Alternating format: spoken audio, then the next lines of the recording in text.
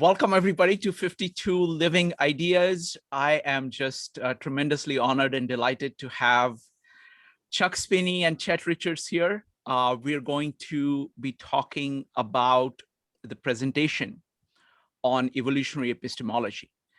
This is for people who have already watched the presentation. So suppose you have not watched, if you're watching this video on YouTube, first look at the link below and make sure that you watch the video, the original presentation that Chuck Spinney did, and then watch this video. All right. So welcome, Chuck, and welcome, Chet.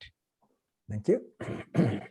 So let's get started with the presentation. So firstly, just a little bit about history of the presentation, maybe just a couple of minutes. Both of you worked on this together, are these slides? Oh, it's all him? Okay. Well, that's not exactly right. Chet and I talked about. I know nothing. I have no legal liability for anything about this over the years, and he made many inputs, and it wouldn't be as good as it is without him. Thank you very much. But it is Chuck's presentation. It wouldn't even exist without. You want to shoot darts? I'm the final death target. He's the guy that that you sue if there's something, if you feel defamed by anything in it. If you try it doesn't work. It's his problem. Wonderful. All right. It's kind of like having like two high school kids, talking to each other. It's wonderful to see you. Clearly, both of you have known each other for a long time, and what you're thinking is Wayne's World. Wonderful. All right. So let's get started. So folks, what we're going to do, the format here is that we're going to keep going through. Joe, can I request you to let people in so I can focus on the presentation? Absolutely. Sure. Thank you. Thank you. All right. So what we're going to do is, we're going to go slide by slide, and you're welcome to ask questions. Everybody is welcome to ask questions. Oh, not everybody. Everybody who has either attended the meetup or watched the video, or most of the video, is welcome to ask the questions. All right. So this is about evolutionary epistemology. So I'll ask the first question. I mean, one thing that really struck me on this presentation is that it is about epistemology. It's a way of thinking. It is Chuck, you talked about this as being how John Boyd's mind works. That's what he was trying to capture in that original paper of Destruction and Creation. Could you talk about that? So what is this presentation fundamentally about?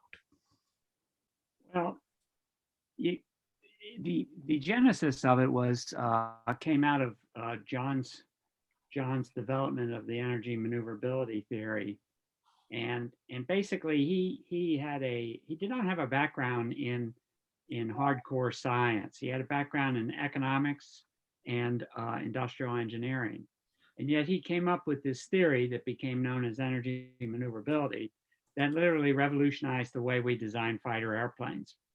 At least it did for a while. They've sort of gone back to the old way in recent years, but it really changed the way we did business. I saw that happen. I was in a laboratory as a young man in my early 20s in the Air Force. I was an engineer, and I saw it take place. And there was no question that it just changed the way we looked at it. And it basically led to the development of the F-15, or that basically saved the F-15 because it was headed down a very bad path. And it reached its apogee in the development of the YF-16 and the YF-17 prototypes. The F-17 became the Navy F-18, and the YF-16 became the Air Force F-16. Together, those are the two most widely produced fighters probably in the world during that era. Anyway, he was obsessed when I first met him. I did not know him during the energy maneuverability days. He was obsessed with trying to understand why he came up with this idea and other people didn't. Because it wasn't, in terms of aerodynamic theory, it was almost basic physics, and why hadn't someone figured this out earlier? I think it was a combination of him having been a fighter pilot and having an immensely creative mind. And anyway, he was obsessed with writing, trying to understand his mental processes that led to it.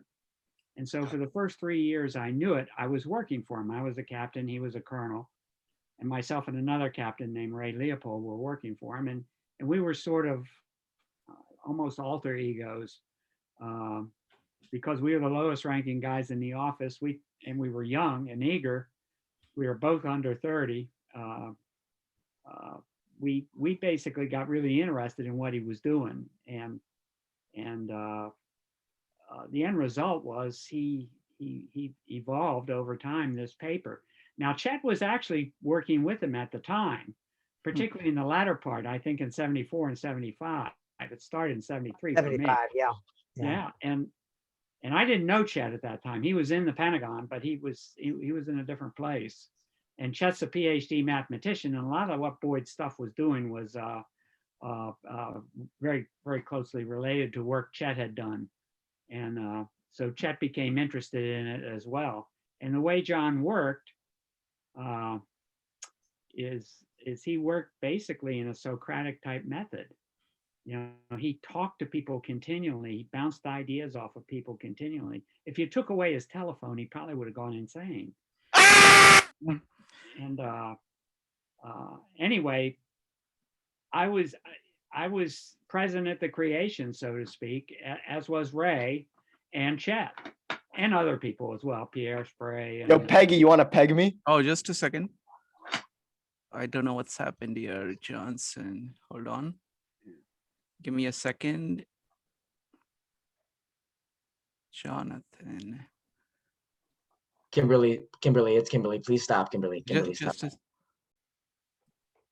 Okay, hold on. Folks, just hold on for a second. The two names, give me a second. Folks, sorry for the interruption. Give me just a second, okay?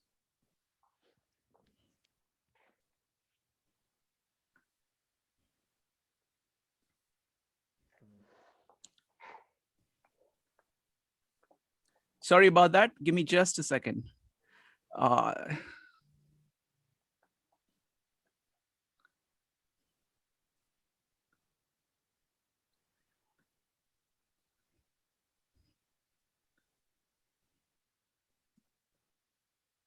Okay, it's all done.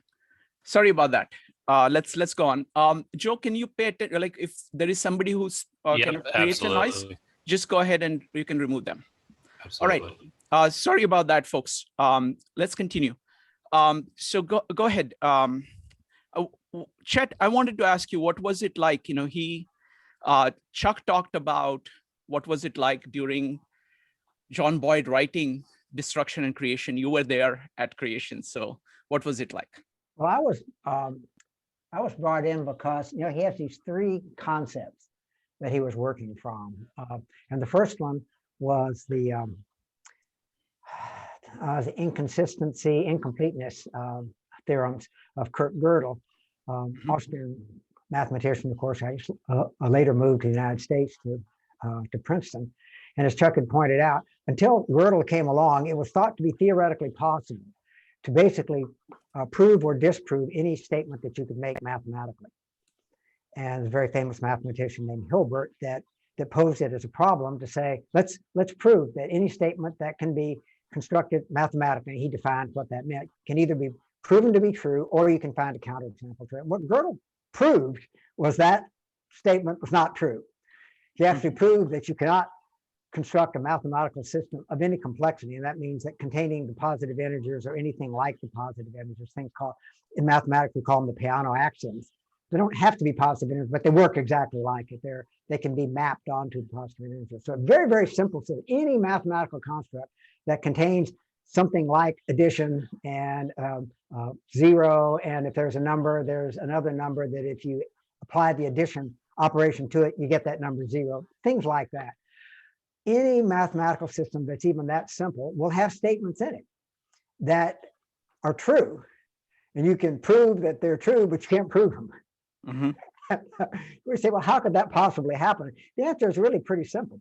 If you go back to your elementary mathematics, you remember that you have a set of numbers. You have integers. You have like 1, 2, 3, 4. You have negative integers, positive integers, 0. And then if you divide any two integers, so long as the bottom one isn't 0, you come up with what are called rational numbers.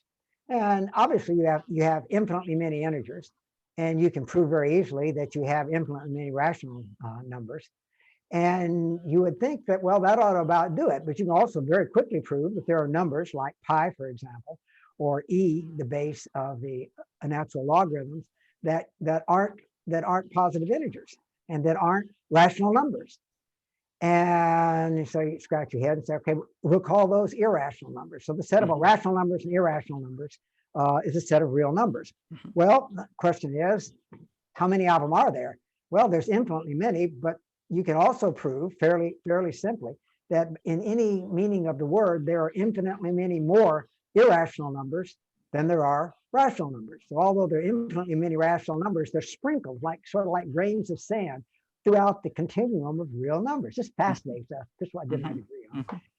I say, all right, well, this is what Kurt Gödel proved was if you have a mathematical system that's as simple as we talked about here, the set of all true statements that you can form in that system is sort of like the set of real numbers.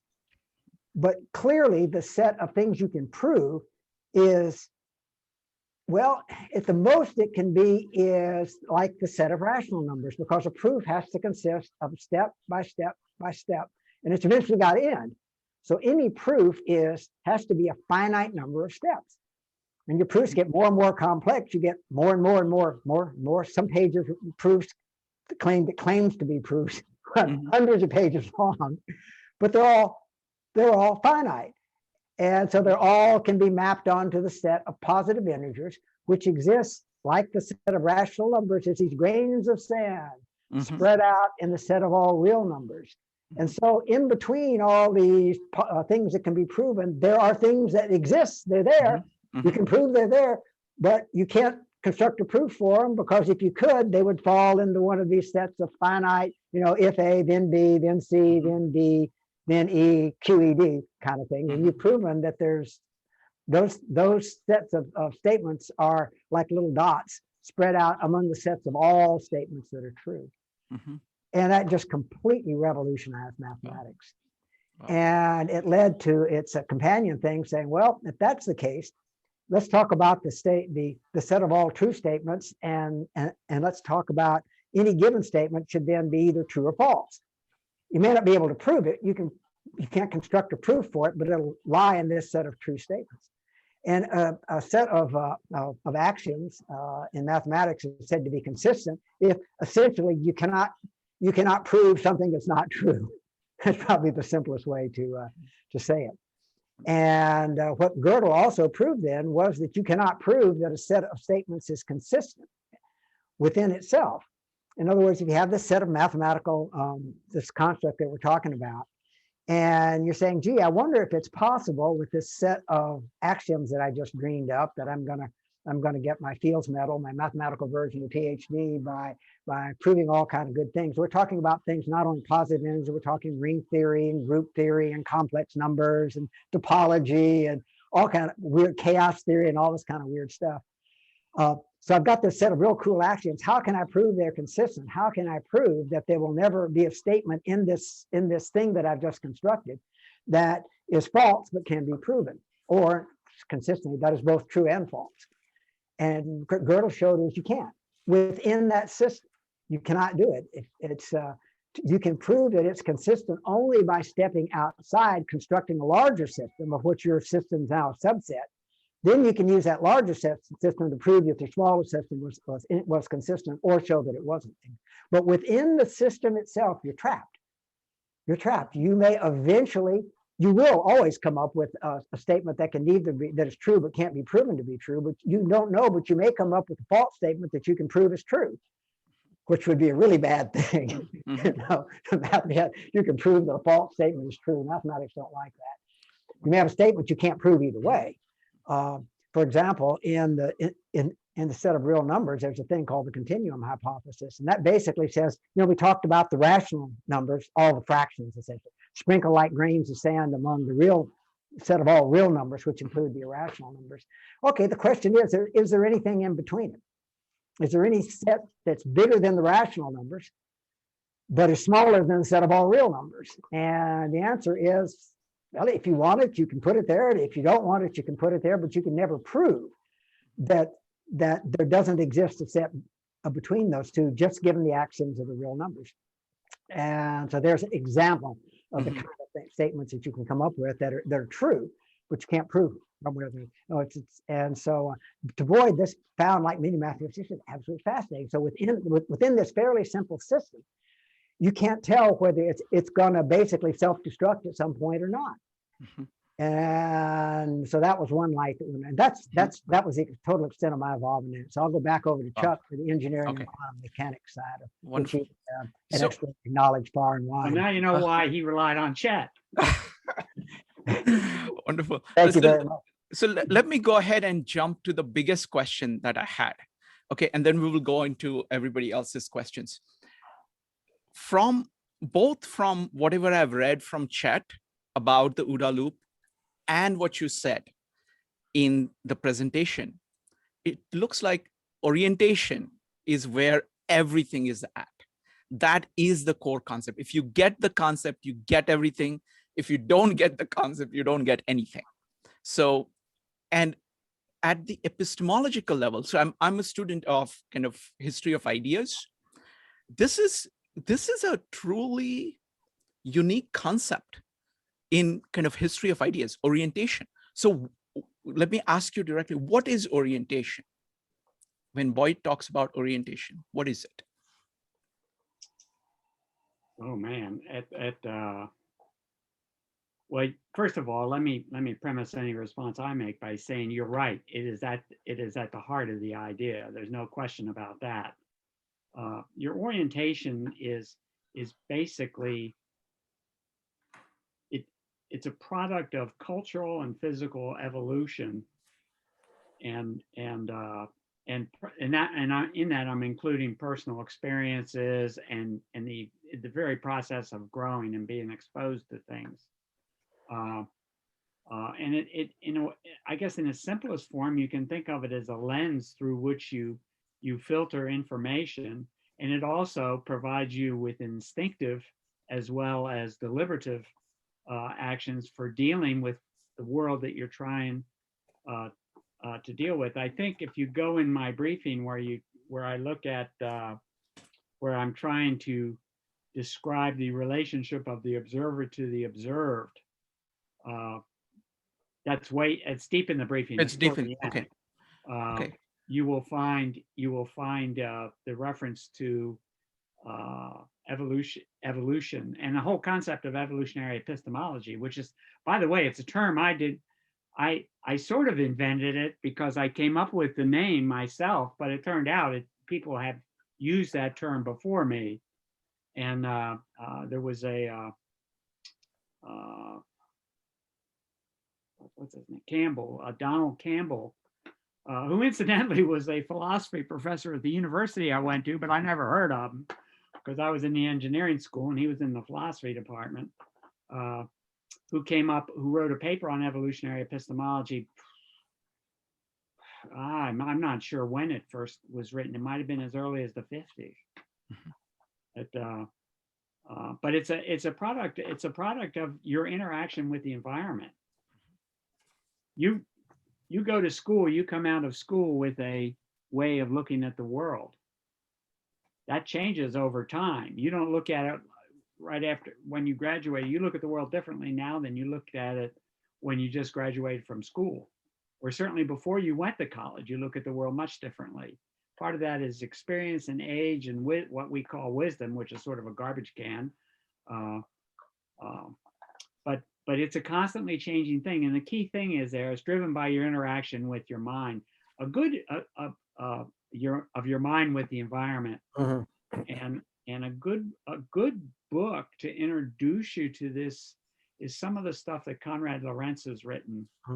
What was the name of that book? He wrote a real important book. You know it, Chet? Oh, Lord. Oh, God, if you look up Conrad Rolensky, Yeah, I know the book. It's a very, very famous book. It's a life of yeah, me. it's a very famous Probably even have it somewhere, but it, yeah. and Donald Campbell. I mean, these are not new ideas by any means, Mhm. the orientation. But what John, I think one of the reasons John became so obsessed with that was because of he spent a lot of time when he was a fighter pilot trying to understand the space that he was operating in, the mind, time, space dimension, how he reacted, how he did things, what the plane could do in three-dimensional space. He wrote a book.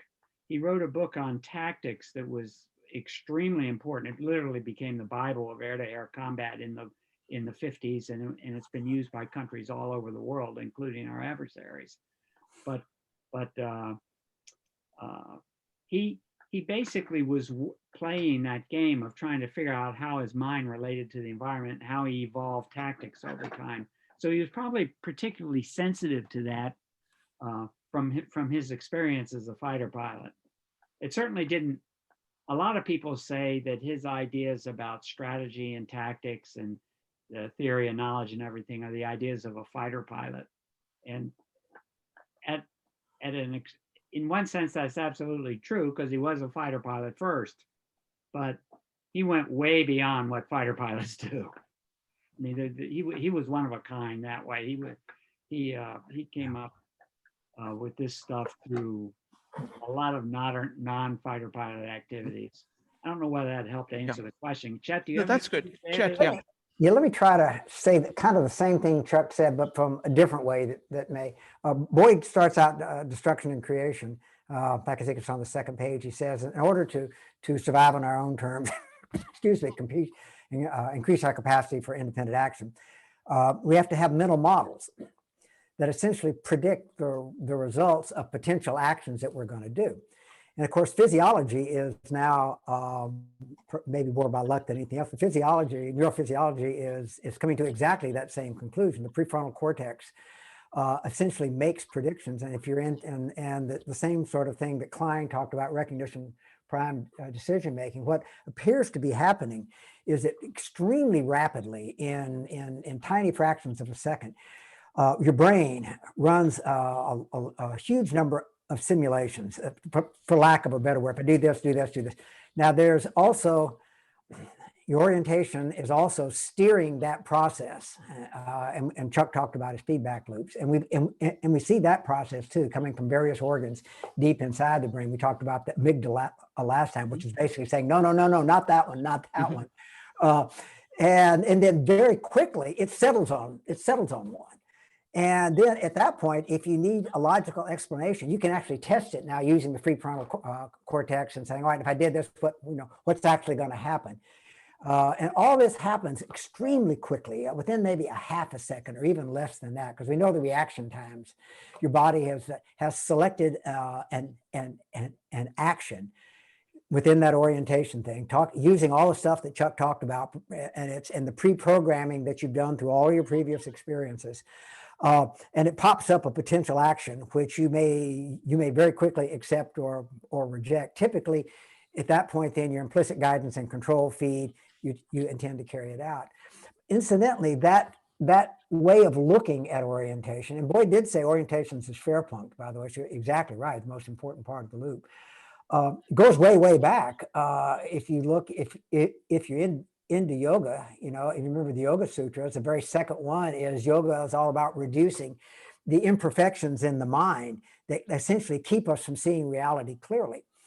When he talks about yoga, we would typically say meditation, but yeah, let's not worry about that too much. And the whole notion of seeing reality clearly and of being able to accurately predict the results of our actions is goes like a backbone through a lot of Eastern philosophy. And that's just about runs out of my total knowledge of Eastern philosophy. But you do see that idea. We have inside us ways of predicting the results of our action, and we have a need to see reality clearly and make accurate predictions of what our reactions are going to be. And needless to say, in a conflict, the side that can make the more accurate predictions of what's going to happen can have a serious advantage. And as John pointed out, maybe in his great contribution is you don't have to leave this to chance. You can screw up the other guy's ability to make accurate predictions. Right, and there are actually specific things you can do to screw it up. And I turn back over to Chuck there, because that to me is a fascinating part of John. You know, for millions of thousands of years anyway, people have talked about seeing reality clearly. John said there are things you can do to screw up that process royally. Mm-hmm. Excellent. So what, folks, what I'm going to do now is I'm going to start the slides. We are going to go through them one by one, and you are welcome to ask any questions that you have as you go on. Go ahead and type an exclamation mark if you want to ask questions. So this is the first slide. I'm going to go to the next one. I'm going to skip the disclaimer. This one. I'm just going one by one. If you have any questions, go ahead and type exclamation mark. So firstly, Joe, go ahead. If anybody wants me to move back on slides, we can do that. So Joe, go ahead. So this is a question that, since the OODA loop has so many mental models and has so much to do with the brain and psychologically, and I see psychological as bookend with science and math, but why isn't there anything with biology? Why was that excluded from this part? Look at the science and math on the upper, on over here, on the right side at the top. Boyd was very deeply into biology and the science of biology in particular. Okay, so it wasn't a vector by itself. That was more the reason why I was asking it. Okay, so well, it's in the general. I mean, if you look at his research, one of the problems. This chart is an excellent chart. It was constructed by Chet, and it's really what the bookends are really the focus of effort. He was talking about biology back in the science and math section over where you have the entropy, Heisenberg, Gödel, and all that. He was talking about biology then. He got into it more deeply later on as he went through this whole process of getting from the left side to the right side. But in the theory of evolution by natural selection, and also subcomponents of that, like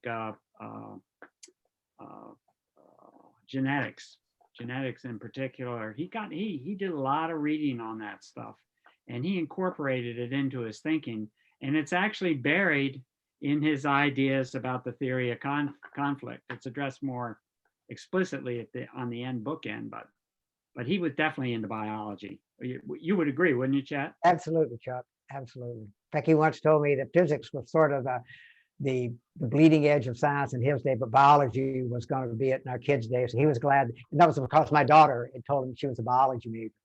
And he told her that's exactly what you should be in this day and age.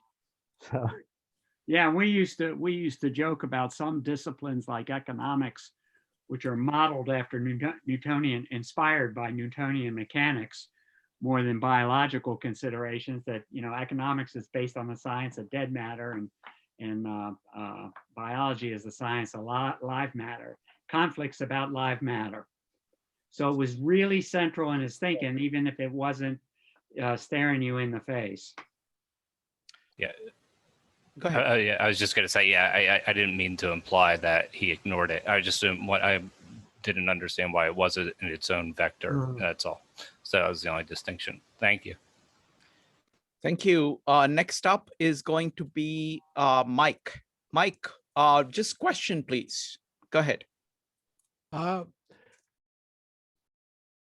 The comment about incompleteness, a question about incompleteness, I'll word it as a question since that's my marching order.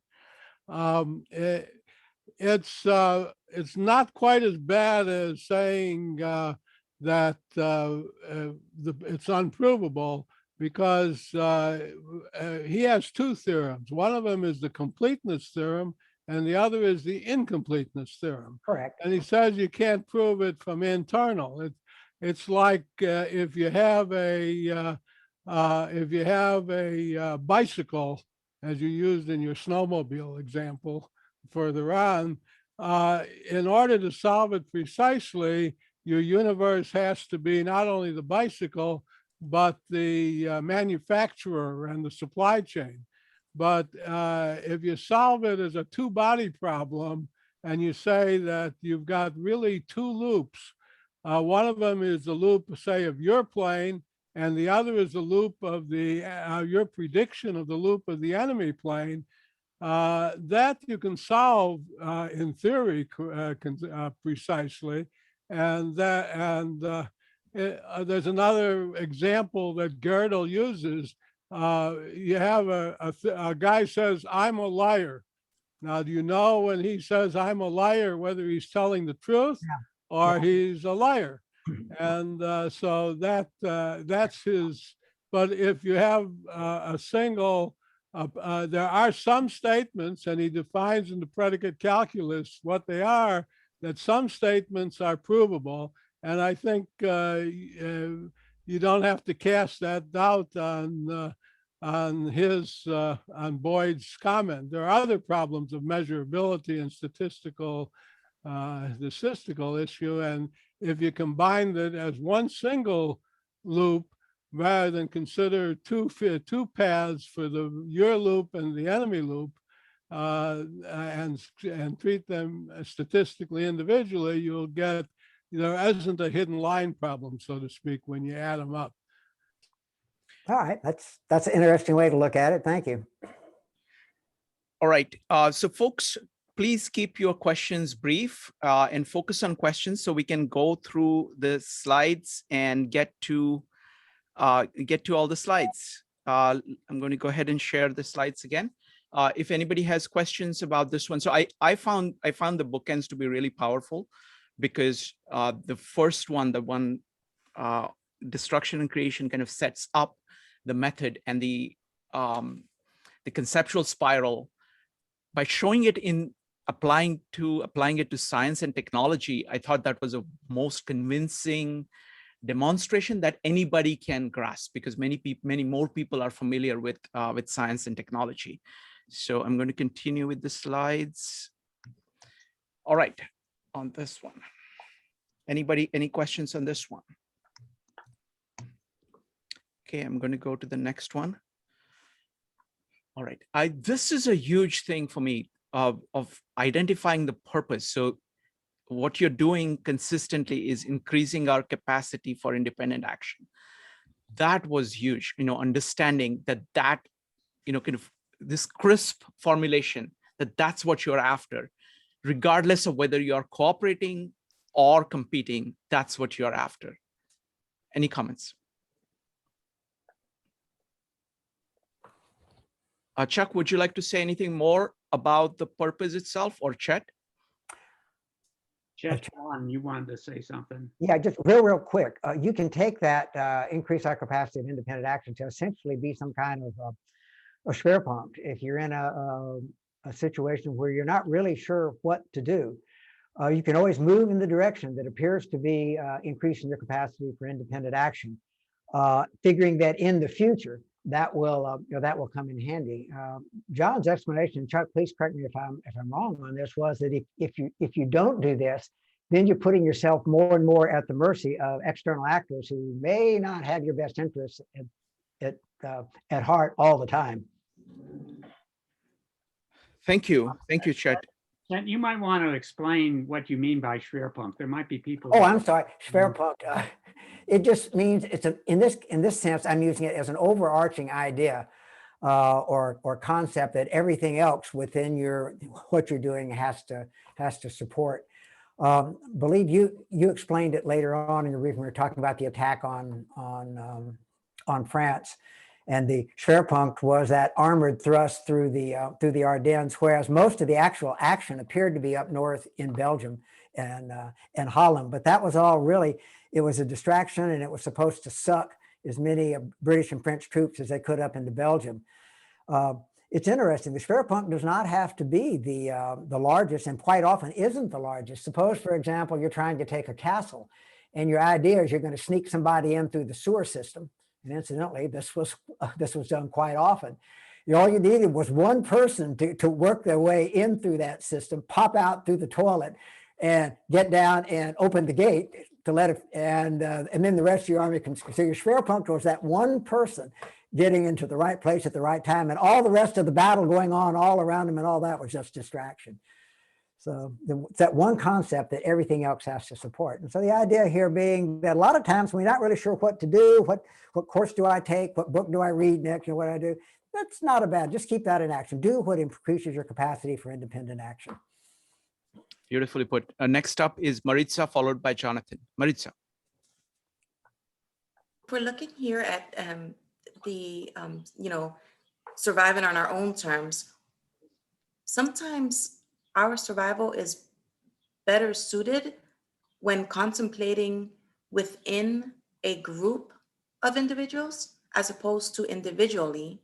How does one orient oneself as such that they know when it's the former versus the latter? Like sometimes you might actually stop yourself from creating a proper new mental model if you're stuck with the idea that it needs to be done with a few people as opposed to done on your own, and vice versa.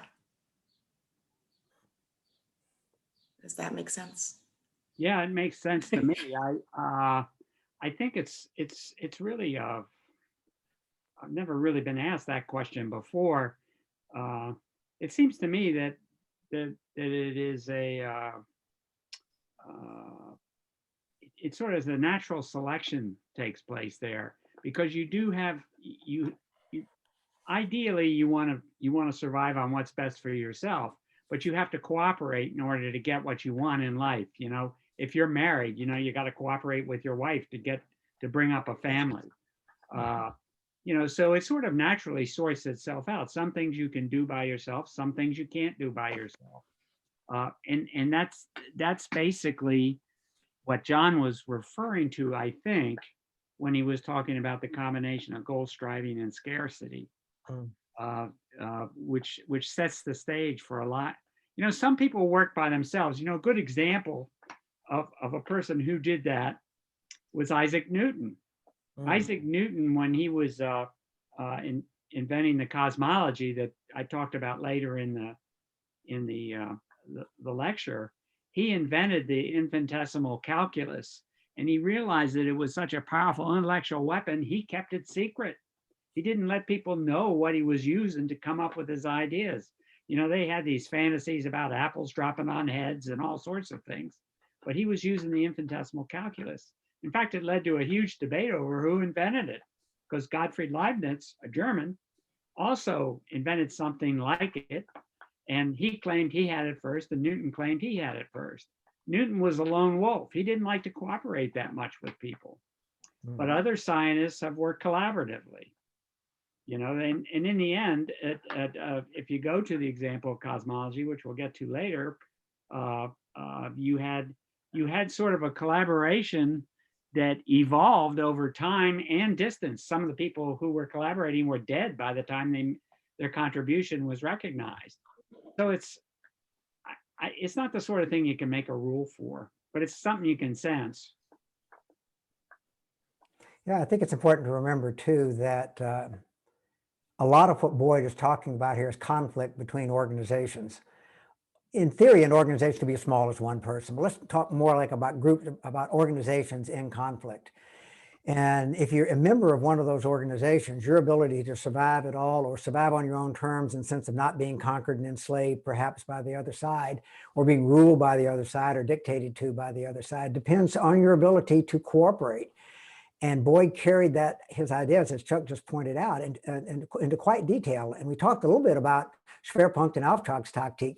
All those other people that weren't trying to penetrate the castle may have been asked to give their lives in this attack on the wall so that one person could make it through. And so you find that you're more, you make the decision that you're more likely to be able to survive on your own terms by cooperating than you are in throwing down your weapon and running away. Here's another example. You're out in the woods by yourself.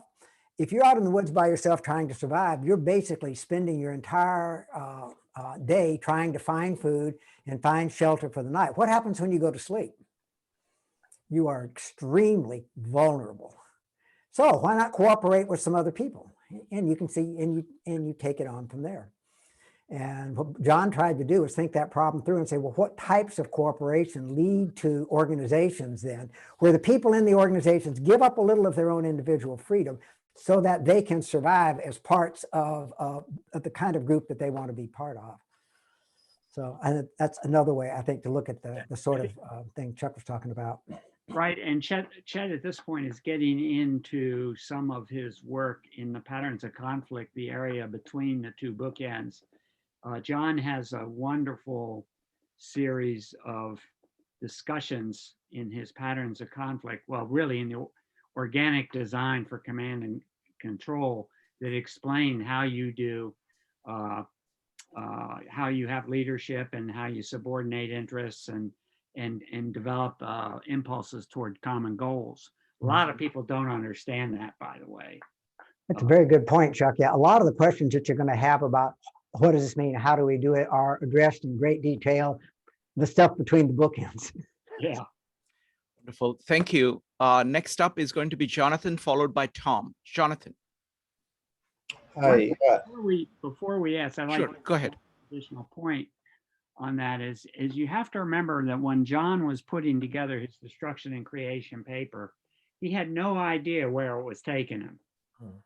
And a lot of this stuff, like Maritza's question, he didn't really address in that paper, but you know, he basically brought it out in the terms stated here and in the paper, which Chet also mentioned earlier.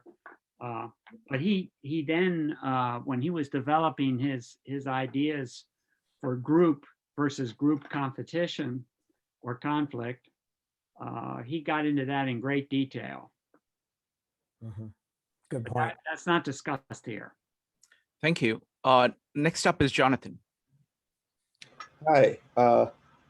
So this slide in particular, or this rule, seems to be particularly important. Sort of like seems central to me to this. The idea that you sort of should always be moving and making decisions. And I just want to poke at it a bit to make sure I understand it. So I'm just going to try to articulate it. I guess it seems to stem back to this sort of principle that, like, if you're moving, you're harder to hit, you're harder to ascertain, harder to understand, right? But if you're staying still and you're not moving, you're going to always be easier to observe. And so when you're dealing with an adversary, you always want to be moving. And to move, you need to make decisions on where to move to. But sometimes it's not, you don't necessarily have a good place to move to. You don't have a goal, right? It's not always clear what the goal is. Maybe you don't understand the system itself. So as a secondary thing, it's sort of like a derivative decision where you can sort of move to a place that gives you more options and thereby satisfy the sort of principle of movement. Because when you're staying still and you're indecisive, I mean, that sort of, it ties to a lot of things.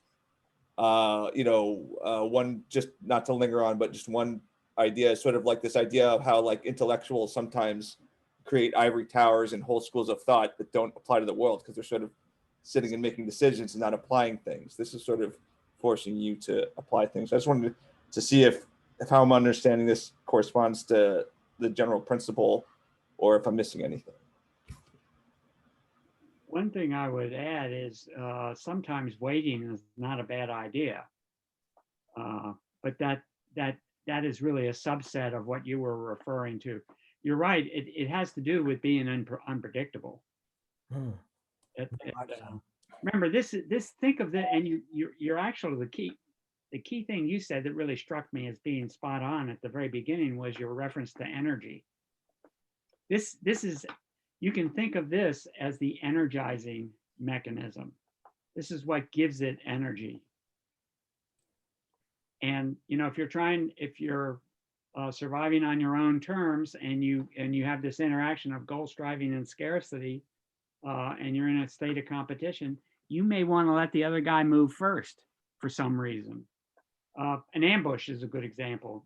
Technically, you could say you moved first because you set up the ambush, but then you just sit back and don't do much of anything and wait for him to open the door, so to speak. Thank you. Chet, if you want to add anything, you can. No, I think Chuck said everything I could say. That was good. Excellent. Next up is going to be Tom, followed by Rupali. Tom. Thank you. I'm sure this is implicit and understood, but I'm looking here at goal striving in the singular and survival in the singular and increased capacity in the singular. And in the world I operate in, there are always multiple goals, multiple concepts of survival. Was John, and I see you do have plurality of constraints here, so that's good. So was John Boyd very clear about multiple dimensions of goal seeking simultaneously? I don't think he'd have a problem with what you just said. Oh, I don't think so either. Yeah. Okay. Okay. Goal Good or enough, a set good of enough for my goals. purposes. Yeah, I think that's correct. Next up is Rupali. Thank you, Shrikant. I have a question about the relationship between the individual and the group. In any organization, the individual is valued for their independent action or capacity for independent thinking and action. But the group has to go in a certain direction. And how do you get these individuals to go in that direction? Because they are all thinking independently. That's between the bookends. Sharma. Yeah, Boyd has some very specific suggestions for that in several of his briefings based on what he saw successful military organizations from the time of Sun Tzu up until really Vietnam and specific things that they did. But that's really the subject for several other briefings. Let me just say that he does have some very specific ideas of how to harmonize, and he calls it harmonizing individual actions to achieve the purpose of the group without stifling or destroying individual creativity. Because you said an organization should value individual initiative and creativity. My experience has been that depressingly few of them actually do. But they should, and there are specific ways to do that. So let me just leave it at that. Chuck, you want to add anything to it at this point? I would just emphasize that I agree with what Chuck just said completely. And the problem that you have trying to sort out John's ideas in this regard is you have to go between the bookends, and between the bookends is primarily about military issues. They have general application. Chet's actually done a lot of research in that area and written quite a bit about it. But it's pretty heavy slogging for someone who's not familiar with military operations. Next up is Kevin, followed by Joe. Kevin. Yes, thank you. To try to follow the party's point about individual decision and group decision. Who are going to make final decision? Let's take an example as a pandemic. Sometimes like a big war, a group, we need a group collective action. We know it's going to happen, but here individual creativity going to impact the group decision. Another side, it's group decisions made some eventually few people. So what's your thought about that? Thank you. Again, it's between the bookends, Kevin. Boyd talks about that sort of thing quite a lot. And he doesn't offer any kind of ideology or specific, do this, do that sort of thing. But he does have, I don't know, what would you call them, Chuck? General principles, maybe? Again, derived from thousands of years of looking at what competitive organizations do. And what's so interesting is that in this type of thing, it's hard to talk about laws like in the physical law, but these same patterns keep occurring so much. So if you read, there was an article in which one it was, Bloomberg, perhaps, about the guy who founded Chobani Yogurt. And you look at how he runs his organization, and you can almost take Boyd's principles and just check them off. That, you know, how he's implemented. And my guess would be he's never heard of John Boyd in his life, but he's getting people to take independent initiative and creative action in order to accomplish the objectives of his organization, using exactly the principles that John laid out. Now, sure, I'm seeing what I want to see. I'll grant you that. But when you see what you want to see over and over and over and over again, there is a chance that maybe it's actually there. So let me just say that, yeah, a lot of that stuff between the bookends. Chuck, you want to? Yeah, well, I agree with Chet, what Chet just said, for sure. The problem, you have to remember that when you're talking about John's personal experiences, how they relate to this, he was in the Pentagon. You know, John in many ways viewed conflict not only as a military historian and a theoretician, both a scientific theoretician as well as a theoretician of conflict, but he also worked in what is probably the most competitive sewer in the world. And a lot of, you know, if you were sitting around talking to somebody who had worked with John in the Pentagon, particularly someone on the other side of the table, and you started asking questions about, you know, how he preserved his capacity for independent action, they wouldn't have a clue. They wouldn't have a clue because he was ambiguous. He was a certifiable maniac to most of the people in the Pentagon. They thought he was totally crazy. And the fact that he would win his battles over and over again, and I saw this countless times, I can't tell you the number of times that I've seen it, is they had no excuse. It just spooked them. They were just spooked by it. They stayed away from him. So he was a change agent in an organization, and he was very unpleasant to many of the people that he was around. With good reason, I would add. Yeah. Which is also true of people like Steve Jobs and Elon Musk and almost anybody.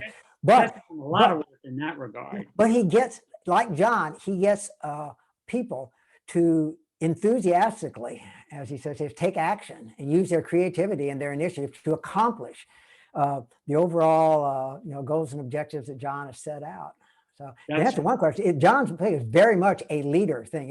He has leaders, and he has, for lack of a better word, subordinates, and he talks or people in his organization that are taking the action, and it definitely has that structure to it. There is definitely a leader, and most of his charts have a commander, even more thing than that. But again, you can find that in successful organizations all around the world. So, okay, so the last question on this slide is from Joe. Joe, what's your question? Actually, you guys can skip me because you just answered it with the idea of I understand how this applies within the private sector and things like that, but then how would that then transfer over into something like the Pentagon? And you had just answered that question. So thank you very much. Excellent. So the next slide, does anybody have any questions on this one? Okay. Let me just hold on. Okay. Right. Going to the next one. All right. So what about this? What's wrong with this picture? So any questions about this? You can go ahead and type exclamation mark if you have any questions. Yeah, I would point out that for many years, this is how John did explain it. I've heard him explain it just like, so in a sense, he has only himself to blame for people wanting to stick with this model. But he also came over the years to realize that this didn't work. Right. And one of the great things about Boyd was he could realize when what he was doing was wrong. I mean, this is not only incomplete, this is just not how it works, and change. So when you look at what he actually drew for the OODA loop, as Chuck is going to go into here in great detail, it doesn't look at all like this. Yeah, one of the things that was really amazing about John is he was very open to proving that he was being proved wrong. Oh yeah, very much so. Yeah, it didn't embarrass him or anything like that. He took it very constructively, but he also didn't tolerate fools. Yeah, yeah, you better be able to back up because really good argument about why he was wrong. But if you could, he was, yep, Tiger, I see what you mean. You got that right. All right. So when he called you Tiger, you knew you'd done something well, something right. Excellent. So let's see. So I'm going to just keep going through the slides. And if you have questions on any of the slides, just go ahead and type exclamation mark. I know you'll have lots of questions when we come to the OODA loop, but you're welcome to ask questions at any time. And Chuck and Chet, if you have any comments on anything that you want to say about any of the slides, you're welcome to do that too.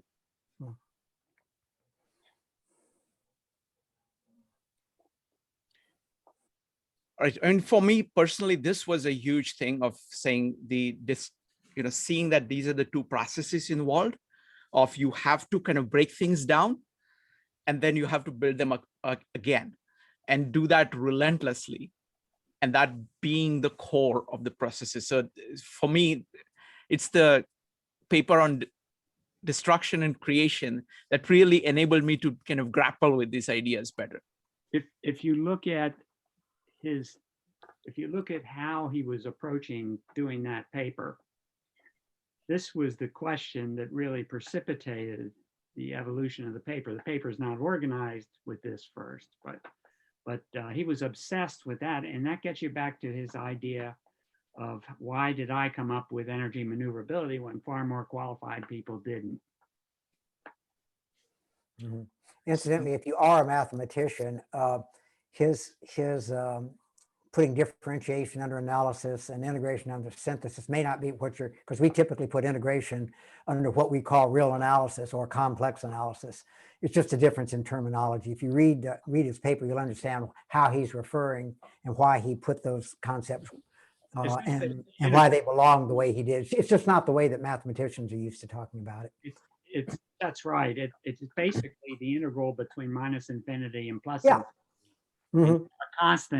You have a constant that's something new. Yeah, exactly. It is in the integration, but yeah, that's a good point. Okay. I'm going to just flip through the slides. If anybody has questions or any comments, Chuck and Chet, any comments, you're welcome to do that. Otherwise, Chuck has absolutely nailed this. Nothing I could. Well, it's actually John's. John nailed it too. This is a really good experiment. Really good chart, Chuck. A really good experiment because in fact, everybody can grasp it. People told me that I did it better than John did. I think so too. It's the blind men and the elephant, but you have to draw a picture of an elephant and blind men.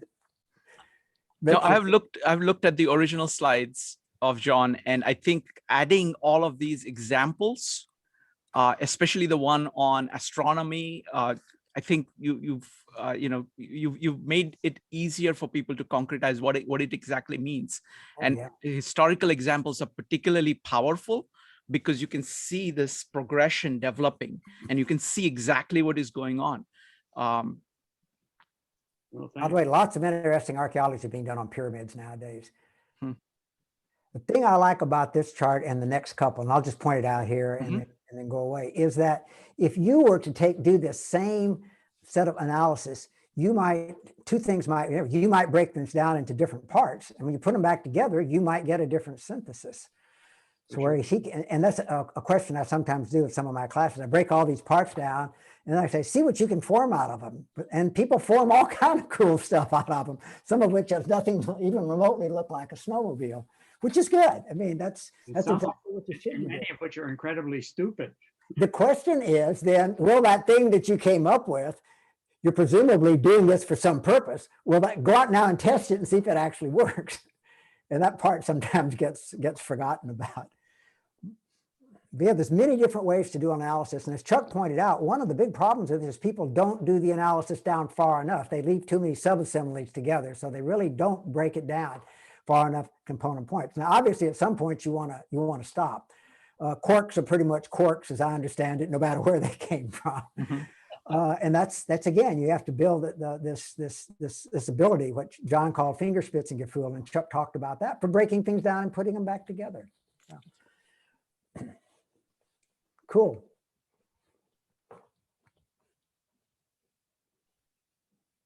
That's that go back one. That if it, yeah, this is what Chet was talking about. You don't go far enough. In essence, you didn't go far enough here. The previous domain is constraining your observation.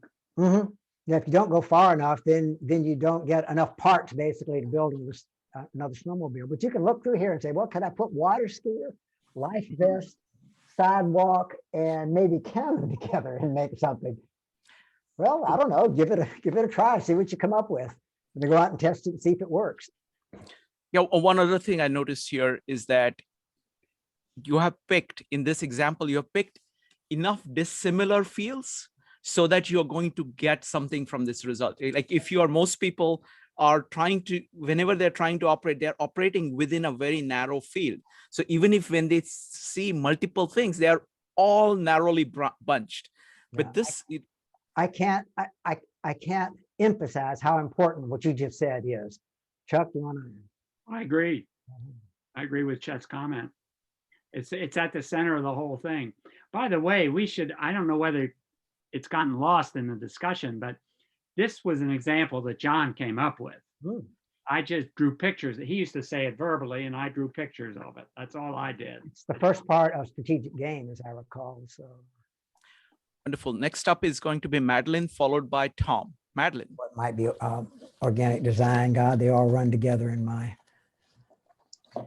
Yes, I loved this diagram. The very first thing I thought of when I saw the completely disassembled one was, oh, you could make an amphibious half track with retractable skis. Oh, yeah. And then you went on to say you could make a snowmobile. And I thought, you know what? My idea, it put together the elements, but I had no goal.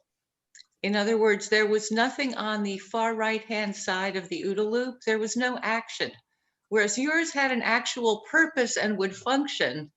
And then you showed the pictures of the half track.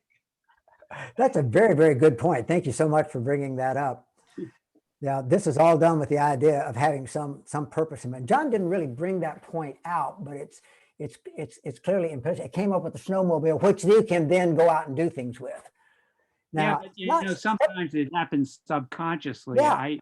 I remember, and this is the true story. I once had an idea for doing a certain type of piece of work in the Pentagon, and I explained it to John, and John looked at me. He said, Chuck, that's just bullshit. Forget it.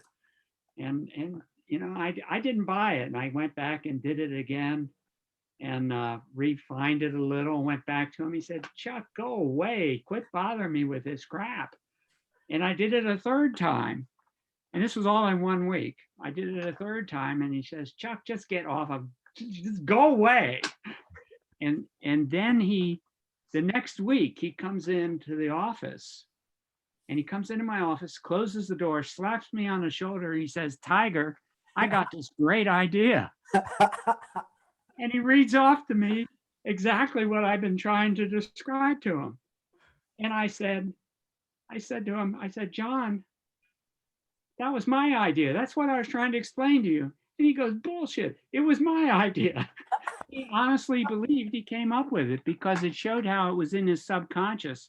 And, in a way, it was his idea. I would have never come up with it if it hadn't been for my association with him. So I can't take credit for it. I'm not trying to convey that impression. That's a good one. But it never entered his mind. And to the day he died, he believed it was his idea. That's a good one. And it was basically a collaborative thing. And that's that. And Chet, I'm sure you had similar type. Sure, as we were going through those things between the bookends, and yeah, you would toss out an idea or a thought, and find a week or two later it had popped up somewhere else, and after a while you just regarded that as your contribution to the overall. Yeah, and you realized that you wouldn't have had the idea if you weren't working. With never even thought of him working. He wouldn't have had the idea if he wasn't working with you, or he might not have had it. Yeah, I'd like to go back to Madeline's idea real quick here. You start putting these things together. We all know the old thing that 99 out of 100 startups and 99 out of 100 ideas don't work. There's nothing wrong with sitting here putting things together to get what you do. One thing, you build fingerspitzengefühl for how things go and work together. There's new connections. But and I don't know if John mentioned this or not. I think may have even been Tom Peters. We talk about, okay, if 99 ideas out of 100 don't work, then the answer is pretty simple. You know, have 100 ideas. What's your problem? And don't give up. Just keep testing. And your finger spitzing, your orientation, you're helping to what kind of, you're programming it to tell you when you're headed in the right direction. So yeah, and after a while, you get an intuitive feel for the exactly, which is what finger spitzing tool is. Yeah, it's in your subconscious orientation. But you got to have a bunch of failures really to go along with those few successes to get that orientation programmed. One of the real advantages of the energy maneuverability design practice was that you could go through thousands of iterations of different designs, and you could project them in the entire maneuver space of the fighter, which was never possible before that. And you developed a feel for it. And a guy like Boyd, who understood that space because he had spent a lot of time physically in that space, you know, as a fighter pilot, he could see those calculations, and he could literally internalize himself as he could put himself in space. He was in three-dimensional space, and he could internalize everything that was going on. And that way they, and particularly in the lightweight fighter trade-offs, they came up with even the losing design was a brilliant design. The winning design was probably the best design maybe the best design we've ever made. Certainly was a candidate with the F-86 and the P-51 to be the best design of its era. I want to comment on one thing. You know, in the beginning, we talked about cooperation and competition. You know, rightly, most of this is about competition, but I think the point about cooperation, I'm thinking about cooperation and orientation. So the incident that you described, Chuck, that is a great example of orientation in a cooperative context. Like, for example, I find that, you know, in a good company or in a meetup like this, where we talk to each other a lot, or in a context like this, where you've been working with John a lot, what happens is that there is a commonality of orientation that develops, which makes possible a level of interaction.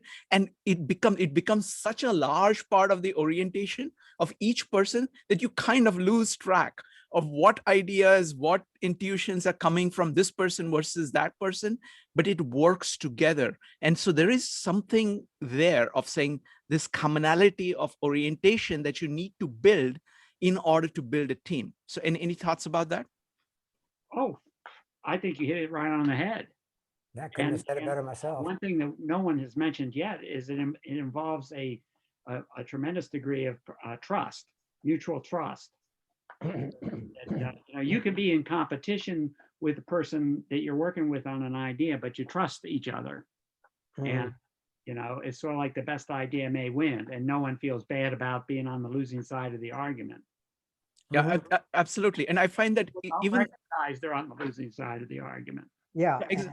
Go ahead. Yeah, it's more of that between the bookend stuff. Boyd mentions it at least twice. He calls it the common outlook in this chart, common mind, time, space scheme in patterns of conflict, but really gets into exactly what you said in organic design. He calls it a similar implicit orientation. And in both places, he says it's absolutely fundamental if people are going to be able to use their creativity and initiative. Otherwise, you have to try to micromanage them directly. You have no choice.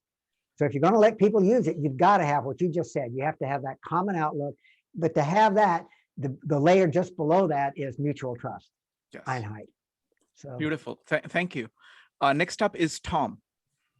Okay, so question was, what's not quite right with the picture? The thing that screams at me, and I think Madeline alluded to it when she started talking about purpose, is that these things have to be judged in relation to the multidimensional goals and multiple constraints. And just floating around and putting it fun little 99 out of 100 combinations together isn't a purposeful way of doing design, because I'm missing multiple purposes and multiple constraints. Okay, thank you. Any comment? Okay, next up is going to be Joe. Joe, go ahead. I've always thought about this across supply chains within the military. if they could use something like this, where they could actually, you know, take things from different branches of the Army. I mean, I know acquisition wise, they already kind of do that, but then create something out of that. Are you guys familiar with anything like that? I mean, I'm still trying to think this through. Really As not. you know, okay. No. It's out of my any expertise. I can tell you with absolute certainty is the only military that even made an attempt to understand these ideas was the Marine Corps. And that was for a period of time in the 80s and the early 90s.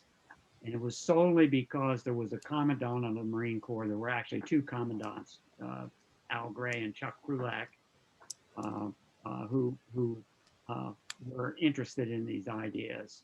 And there were a lot of young officers who were interested, and enlisted men who were interested in the ideas. But these ideas, a lot of these ideas don't generate the kind of money that the Pentagon's really interested in generating. That's what the bottom line is. And one of the reasons why Boyd was so thoroughly hated by the military establishment, not necessarily by individual military people, but by the military establishment, was because he was trying to do things to make them more effective, essentially for less money. And the Pentagon's not interested in the question of less money, period. Right. I'm sure you sound like you have a little experience in that area. So Yeah, all too much. Yeah, they're really just F equals MA, a bureaucratic warfare. yeah, exactly. It's unfortunate and it's frustrating, but yes.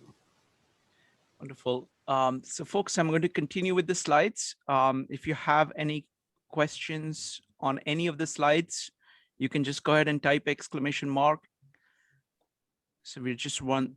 By the way, Chuck's point there is very, very important, that you have to somehow get an understanding of these things outside of the domain that they were originally in. I'll give you an example that Boyd ran into, the Heisenberg uncertainty principle. You mentioned that to a physicist, and all of a sudden, you know, you're into, or the second law of thermo, you're into equations, you're into line integrals, if it's the second law of thermo, and they're explaining to you, well, this is what it really is. And in their domain, that is what it is. But things like Heisenberg's original idea was much more like the Bohr interpretation. Really, anybody could explain that the way you interact with these systems changes these systems. The physicists will say, no, you know, I've got all this other stuff. And they're right in their domain. But if you can appreciate what the concept is really trying to tell you outside of that domain, then you can do things with it. And it's extremely difficult to do because the concept came from a domain, and understanding it outside that domain is, for most people, they don't even understand what you're talking about. You know, it's a mathematical concept. What do you mean? Just, you know, Gödel's talking about mathematical logic. How do you apply that to groups of people in conflict with other groups of people? And you say, well, it's really pretty simple. Trying to understand the competitive nature of your system only within the system is kind of difficult if you haven't considered what the systems you're competing against look like. Thank you. Next up is going to be Christian and Madeline. Christian. Yeah, Chet, what you just said, it made me think like this, that to actually take part from one domain to integrate it into a new idea, you need to kind of go meta on that thing. You have to actually figure out the idea behind the idea. You put your finger exactly right on it. There will appear to be a trade-off. You know, and in the military, it was usually the trade-off between accomplishing the mission, seen as control, and individual initiative and creativity over on the other side. You gave people more initiative, it became like herding cats. They had more initiative, but the objective didn't get accomplished because they weren't being synchronized to accomplish the objective. You gave them too much control, you micromanaged, they quit using their initiative. So it was this trade-off between initiative and control. And it was broken by being able to go to a level deeper when you're talking, Chuck brought it out, it's when you're talking about mutual trust and when you're talking about these idea of common outlook and similar implicit orientation. And Boyd talks about, well, you can understand, go a level, I prefer going deeper rather than meta upper, but it's that same thing of being able to find an underlying principle where these don't trade off anymore. As John once told me, why trade off when you can have both? It makes sense. So at Toyota broke the trade-off between cost and quality. You could have a less expensive, better product. But to do that, you had to break the trade-off between quality and cost. It used to be if you wanted higher quality, you had to inspect more and you had to fix more. And that also ran up the cost. Toyota said, why not just eliminate the underlying waste behind them, and you could have better quality and lower cost at the same time. So I think your point is exactly, that's absolutely fundamental. Whenever you see one of these trade-offs going where it seems like things are working at cross purposes, you've got to kind of go deeper and see if you can find you called it a meta principle that allows you to explain both of them, in the same terms. Maybe like kind of what physics keeps doing when they keep unifying. You hear about first you had electricity and magnetism, then electromagnetism, and then the electroweak theory, and I guess it's now the electro-strong weak theory. And hopefully somewhere down the line, gravity is next. I don't know. Anyway, I ramble. Please go ahead. Great question. Christian, do you want to add anything more? No, I'm fine. Thank you. Okay. Next up is Madeline, followed by Jonathan. Madeline. Yes, I was looking at this and I was thinking of it on a level of individuals and the media, the destruction and creation, how popular those MacGyver type TV shows have been, how much people love them, and how basic it is to our functioning as biological organisms, as human beings. Those two ends, the book ends at either end of the colored drawing, how basic those are to our functioning. And I think that maybe that's one of the reasons why the shows and the films about, the lone soldier, the rogue hero, or the small unit of military who are off on their own, improvising their way through everything are so popular, is because the solutions other people's solutions always seem unexpected to us. And I was wondering if you could talk a little bit, either Chuck or Chet, about a sort of MacGyvering, I'll call it as a verb, that goes on in combat. All right, Chuck, sounds like a good one for you, man. Go for it. I don't watch TV, so I don't know who MacGyver I don't remember MacGyver at all. It's somebody who kind of improvises different tools on the spot in order to solve whatever problem that he may be faced with. Cool.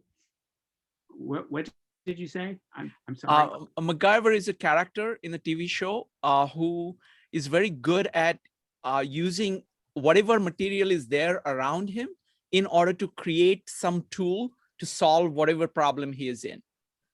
He's building snowmobiles. That's what he is doing.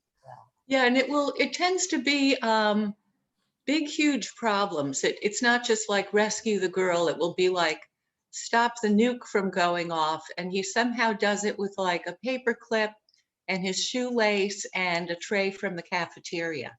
Got it. Like comic books for adults.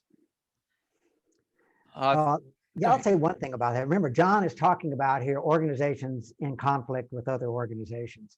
And to quote the late, great George S. Patton Jr., all that individuality stuff you've been reading about in the Saturday Evening Post is a pile of crap. And I'll give you another example.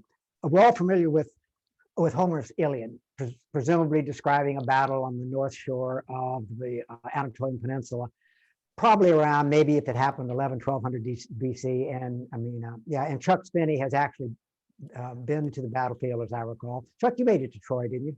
Oh yeah, several times. Walked the battlefield and was there at the exact spot where Hector got killed by Achilles, or very close by.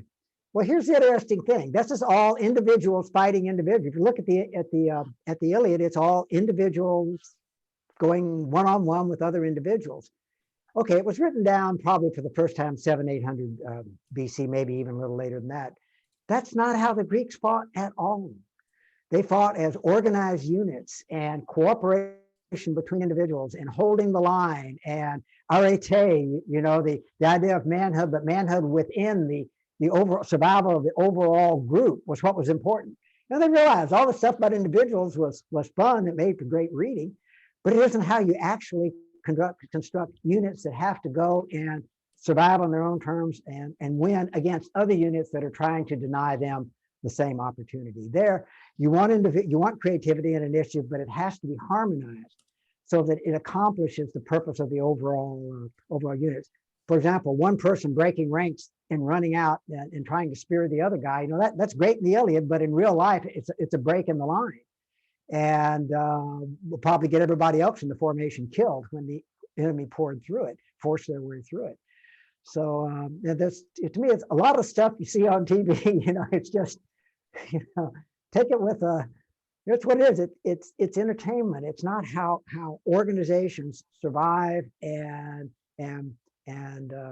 increase their capacity against other organizations that are trying to do the same thing to them.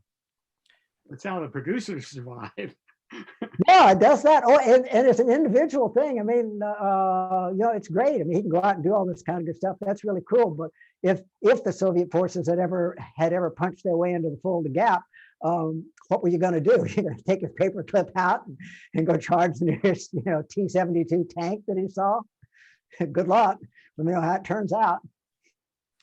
The great innovation of the Greeks was the phalanx. Exactly. And that was hundreds of years after the battles that were being described in the Iliad. And my guess is the battles that were actually being fought between the various Greek states, even back that time, looked much more like the phalanx than they did battles described in the Iliad. For sure. In fact, if you look at the paintings on the pots and everything, they tend to bring to mind the phalanx right away. Yeah. It's interesting. Remember Odysseus in the Iliad, his sobriquet, his name was Great Tactician. As everybody's pointed out, this is really cool because there's no tactics in the Iliad, none whatsoever.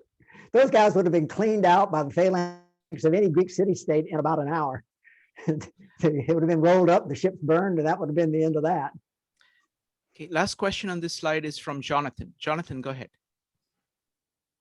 Well, I guess my question is related to this slide, but encompasses a few slides. It has to do with sort of a little bit ties into bureaucracy, also like mental models and how they can collide in organizations, and also the way in which larger conceptual frameworks develop, right? So you sort of have stated sort of like, the best ideas are sort of iterated on over time and grown and tested against the world, and this is sort of part of the thing. Oftentimes, when you're doing truly revolutionary ideas or things, they take time to develop, like Galileo, for instance. But you have an existing idea, such as like epicycles, or people are invested in an idea. It works for a lot of things. People don't want to hear it, and so while you're sort of developing this embryonic idea, you're often subject to detraction or attack. And so my question is, how do you go about iterating on this thing and doing it the right way? Because if you're sort of just to sort of go out in the cave and sort of, have a brilliant epiphany and bring this whole thing, it's probably not going to be very good. It's probably going to be inaccurate, right? And so it's sort of this conundrum where you have to sort of build this thing up. Is it sort of you want to protect it and choose wisely who you share it with? Oftentimes I found too, sometimes adversarial people, they could be the most helpful because sometimes they can be destructive in their criticism, but sometimes their criticism, you could take it and use it to make your idea better. Indeed, you have to. So could you just talk about those things? Because I think it ties into some of what you've been discussing, and sort of also maybe why John Boyd wasn't so popular in the military establishment. Thank you. I can start on that. You've raised an obvious point. Anytime you come up with an idea that's going to go against sort of what we used to call the school solution, you can expect a lot of resistance, because you're basically asking people to renounce things that they've spent a lot of time building up in their minds, and even the most well-intentioned person has a hard time doing that.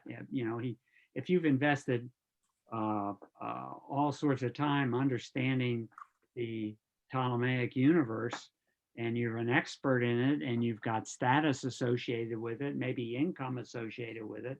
When someone starts pointing out things that are wrong with it, that's a threat. You regard that as a threat not only to your material well-being, but your intellectual well-being. And that's probably a bigger factor, the intellectual well-being, because it's destroying your worldview. And if you look at, I'm getting a little ahead of myself, but if you look at the Ptolemaic universe, you had people who were involved in the destruction of that universe. They couldn't get away from its thinking. For example, Copernicus, who shifted things, he still had to use epicycles to make his system work, you know. And you had Tycho Brahe, who was the astronomer who compiled the database that was used. It was used by Isaac Newton and people after Newton. I mean, it was an incredible database. He wouldn't accept the Copernican view at all. So you have this sort of movement forward, but you got a lot of resistance to it over time. And of course, that's something that Chet and I saw in the defense bureaucracy continually, because when you come up with a new idea there, you have an organization that runs on internal discipline, and discipline is necessary because you're going to be put under enormous pressure and you can't have people running around crazy. But at the same time, you got to sort of inject new ideas, particularly if you're doing something stupid. And a lot of times, you know, they can't stop hitting themselves over the head with a hammer because of the pressure to maintain conformity. Vietnam was a classic case of that happening, but you know, it happens in all military organizations, including the German military organization, which was probably used a lot of these ideas better than anyone else ever has. That's a separate subject that takes a lot of discussion. I won't get into it, but I think it just goes with the territory. Is the bottom line. If you're going to try to rock the boat, you're going to have people that don't like the boat rocking. They're going to try and stop you. And some of the reasons may be the best motivated in the world. Yep. Wonderful. So what I'm going to do now is that we're running a little bit long on time. So I want to skip to the OODA slides because that's where people are going to have most questions. So I'm going to run through, just going to cycle through these slides. If anybody wants to come back, we can go ahead and come back to them. What? Folks, so now we are, Chuck and Chet, I just want to make sure that core questions that people have about OODA are covered. And then if we have time, we'll go back and look at the other slides. Folks, if you have questions about the OODA loop, this is the time. You can go ahead and type ! Somebody once asked why, said, well, isn't action part of the real world? And we said, well, maybe we should take that dotted green line and just run it down through the middle of the action. And then we said, nah, people understand what we're talking about. Yeah. So, you know, Chuck, you talked a little bit about the evolution of this diagram and how you guys worked with John on the evolution of background. What were the earlier versions like? What was the history of this diagram? Well, I would say the stuff that was not initially understood were the implicit loop controls. Wouldn't you, Chet? I think yes. Initially. Oh yeah, John's stuff. We talked about it, but we didn't really have it there. And I think the biggest argument was there was a real debate over whether we should even draw a diagram. I had long discussions with John, and I think Chet did also, about the basic whether it was a good idea to even have a depiction like this, because we were worried that, you know, given the kind of people we were dealing with in the Pentagon or anything, they'd want to mechanize it immediately. You know, use this thing as a hardwired model, maybe do an electric circuit on it, or we used to joke about them trying to put it on a heads-up display in a fighter cockpit. because that's the mentality of the development community. So we had a long argument about whether to draw it or not, and finally, John, I mean, it was John's decision. The final iteration, and I don't remember how many iterations we went through because it was just scribbled, and Chet was living in Georgia at the time. Yeah, at the time. Yeah, I was in I was Atlanta. in Washington, and John was in Florida. So And this was before the internet, before Zoom anyway. Pardon? I'm sorry, what'd you say? I said this was before Zoom, so we were doing all this over the telephone and or sending stuff back and forth. John liked hard copy. I was mailing stuff to John. I used up one of the reasons the F-22 is so expensive is I had to pay for the mailing of stuff back and forth to John. Yeah, and so he finally settled on it, and this is basically the diagram he agreed to. How we eventually got to that's a little hard to reconstruct. Yeah. Because the stuff on the basic orientation, the decision, the action, the feedback to the observations, that was pretty much always there. But the implicit stuff on the top, implicit guidance and control, and particularly the implicit feedback loop of shaping observations, which is in many ways the most important concept in there, because it's the door through which you screw up your opponent's OODA loop. I know that my theory, and I know Chuck doesn't buy this, and Chuck knew John better than I did, so he's probably right. But my theory is that John got into that implicit guidance and control stuff, and particularly the rapid flow of actions directly out of orientation after reading Thomas Cleary's 1988 book. I think you're right. I think you're right based on my. Yeah, because I don't think John ever, by the way, had practiced any Oriental or Eastern meditation form or anything like that. But Sun Tzu comes out of that. The Japanese come out of that, and the idea that it's got to just be so quick. They actually called it slowing down and thinking, and this sort of thing, sickness. Is how Thomas. You don't have time. In fact, what you want to do is force your opponent out of the implicit guidance control loop and back into analysis and synthesis while he has the point of a sword, headed back for his gut. It's perfect. And the Japanese have a name for that, call it suka, that hesitation, that freezing in the real world when you spring surprise on him, when you switch from Chang to Chi. And you want to get inside his loop and have him reinforcing his preconceived notions, and at the same time you hold a gun at his head.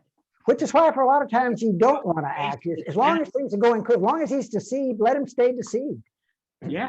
And he's menacing, and as long as the menace is there, he has to do something. Yeah.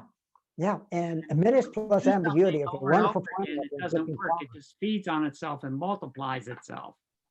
And that's when you march him into the POW cage. At that point, they cease to be effective organization. Remember how many guns and tanks they have, they're not going to be able to use them effectively against you. They won't even want to use them.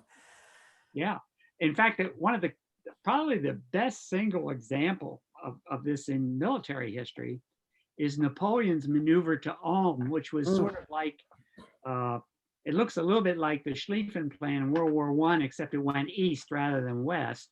And Napoleon, as he was maneuvering to Ulm, he had like 5 or 6 columns, but he was constantly moving forces between columns. So the adversary would see a column, would assume it was bigger, then the next day it would be smaller. They'd be moving irregularly. They were feeding off the land. And he also happened to know it was against the Austrians and the Russians. He knew that the Russians were using a different calendar than the Austrians. So there was an 11-day difference in the calendar. And he used that to basically isolate the Austrians at Ulm. Even though he did not have massively superior forces, they basically surrendered without shooting a shot. They just collapsed. I mean, it was an incredible demonstration. And he just marched them into the POW cage. Yeah. That's what the Germans did to the French in 1940. It wasn't quite as neat because they had to do some shooting and killing.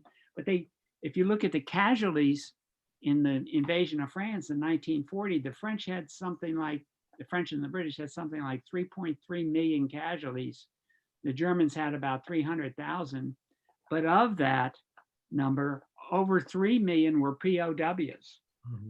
They just surrendered and threw away their arms. So in terms of the blood that was spilled, it wasn't that much difference between them. And in fact, it turned out that the French actually outnumbered the Germans, and they had better equipment than the Germans by and large. But the Germans so spooked them, was just like a rerun of Ulm. They just marched into the POW cages, and the British managed to get out at Dunkirk, and they claimed that was a victory, when I guess getting them out was an achievement for sure. Victory may be a stretch.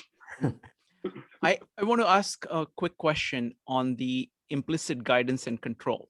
It's interesting that that came later on, but I see a dramatic difference between the implicit guidance and control loop going to action, but you have to kind of build your orientation into your action effectively in order to be able to react quickly.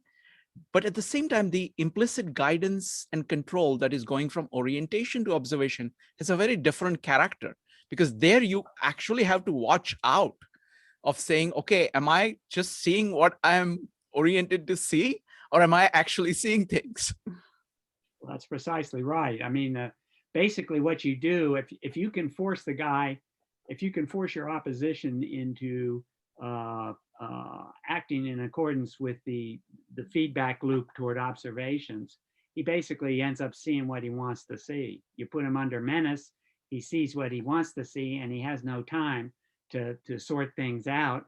You can't go into the kind of systematic decision-making process shown in the lower loops. Mm-hmm. Opposite wise, if you can have implicit guidance and control, and Chet, you can add to this because you understand it in some ways better than I do. If you have implicit guidance and control, you can basically, you don't have to give orders. You got people that are thinking from the same way of thinking, and they do things almost instinctively, and you bypass sort of the deliberative system. And basically your scheme is working, so you don't have to change your scheme, which would put you in the lower half of the thing. Over to you, Chad. Absolutely. The only thing I have to add is there's a very interesting book written by a retired Navy submarine captain, L. David Marquette, called Turn the Ship Around. And he had the goal of running his entire 18-month cruise on ballistic missile submarine without ever giving an order. But to do it, he had to do it all through implicit guidance and control, which meant he had to build the mutual trust. Then he had to have the similar implicit orientation, common outlook. And he did it, I'm sure he doesn't realize, he did it exactly the way Boyd prescribed to do it. And he describes in his book, how it worked. He got about 99% of the way there. So yeah, you can use these ideas. Once you do the hard work of building the mutual trust and establishing the common outlook, the overall mind, time, space scheme, then more and more and more and more will be implicit. In fact, you have to. If you ever go back to explicit, try to operate via the decision action loop in order to control your actions. You'll kill it, at least for a little while. You'll be micromanaging. Now you're telling somebody, no, don't do what it was that it seems right that you should do. In other words, they'll take it as a criticism. So if you're going to do that, for one thing, do it in private, but try not to do it at all. The Germans actually, they call it what, command by influence, where you kind of give it just a little action, a little nudge here, a little nudge there, sort of thing. I got a great story that I can take a minute to please how this worked in the military. I had a friend who was a commodore of a destroyer squadron. They're called Desrons in the Navy. And he was really interested in Boyd's work. He's one of the few naval officers that was. Most naval officers don't like it, but this guy was really interested, and he had 4 or 5 ships under his command, and so he decides he's going to try to evolve these maneuver warfare ideas and the implicit guidance and control, and basically get an OODA loop working for his unit. And he invited myself and a Marine and a fellow Marine, not a fellow Marine, and a Marine colonel out to, who knew a lot about Boyd stuff, out to his operation out in San Diego to just sort of sit in on what he's trying to do with his guys. And what he did is he brought in all the ship commanders. So there were 4 or 5 of them. He brought in the ship exec officers. They're the number 2 guys on the ship. These are the guys who run the ship. And then he brought in all the department heads who by and large were senior chiefs, sort of like super sergeants. They were the top enlisted ranks on the boat. And these guys would run the engine room, they'd run the fire control room, the radar center, and things like that. So these are the people that would have to make it work. You have a bunch of lower ranking officers that are sort of between the exec and them, but they didn't need to really understand this stuff initially. The key guys, the key players were the COs, the execs, and the chiefs. And he's lecturing what he's wanting to do. And you could just tell from the body language, he was talking about empowering the lower levels to do their, and for the senior people to operate under what they call mission orders, which is general guidance and intervention on an as needed basis. Basically assume it's working unless for some reason it isn't. And the body language of the ship COs and the exec officers was very clear to me. It was, we don't want anything to do with this. and the chiefs, I was up in the peanut gallery with the chiefs. It was in a sort of an auditorium with the tiered seats. And I was sitting next to these 2 chiefs, and they were in their late 30s. And they were really smart guys, really sharp guys. And these guys usually are in those jobs. And I leaned over and talked to him. I said, I'm getting the feeling that the Commodore is not getting through to the senior guys. I said, are you getting this feeling? And he looked at me and he says, yeah, no way these guys are going to do that. And of course, the whole thing fell through the cracks because they had a book, they were going to follow it, and he was arguing for something different. And that's the problem you have. And like all things in the military, it's defined in a more crystally clear way than it is in a business organization. Everything is exaggerated in a military organization, but it's the same phenomenon. Wonderful. So no OODA loops for that, Desron. It was wonderful. Thank you. Next up is going to be Joe, followed by Les. Joe. I just have a quick question. I don't know if it was Chuck or Chet that had mentioned that a lot of people have tried to redraw the orientation phase, recreate it. I was just wondering if anybody had come close to anything useful from what you'd seen that would be added into that diagram. Seen a bunch of people try. My guidance to them is don't make it more complicated than it already is. And none of them have passed that test so far. So far, we're still in the area where people are attached to this domain, so they're going to try to fix it. They're adding epicycles basically to this. Good way of putting it. I haven't seen anybody yet that's had a breakthrough that does anything for me. I don't know, Chuck. I agree with everything Chet said, and it just to elaborate, it illustrates the point that we were concerned about when we were wondering whether we should even draw it. Wonderful. Next up is Les. Folks, if you have questions at any point, just go ahead and type ! Chet, Les. Yes, very good presentation. I'm looking at this chart, and I think it's great. There's one thing that I think is, from my mind, might be helpful if it was present, and that would be objective, and putting that, another O, at the front and ahead of observations, so that way we wouldn't lose focus on what we were actually trying to accomplish. And then the end in the real world would come back with some sort of sense we have actually accomplished that objective. And the fact that it would be continual. Is that just implicit in this diagram? That the objectives have been well defined on what we were trying to do here, no matter what the situation? As opposed to... Chuck, you want to take a shot at that? I would say it's implicit in the diagram. This is a general, it's a general type thing, and your action is in a way a little bit synonymous with the objective. You're trying to do an interaction with the environment to achieve something that you desire, and you measure that against what actually happens. So why wouldn't you put that in the diagram, like to the left of observation?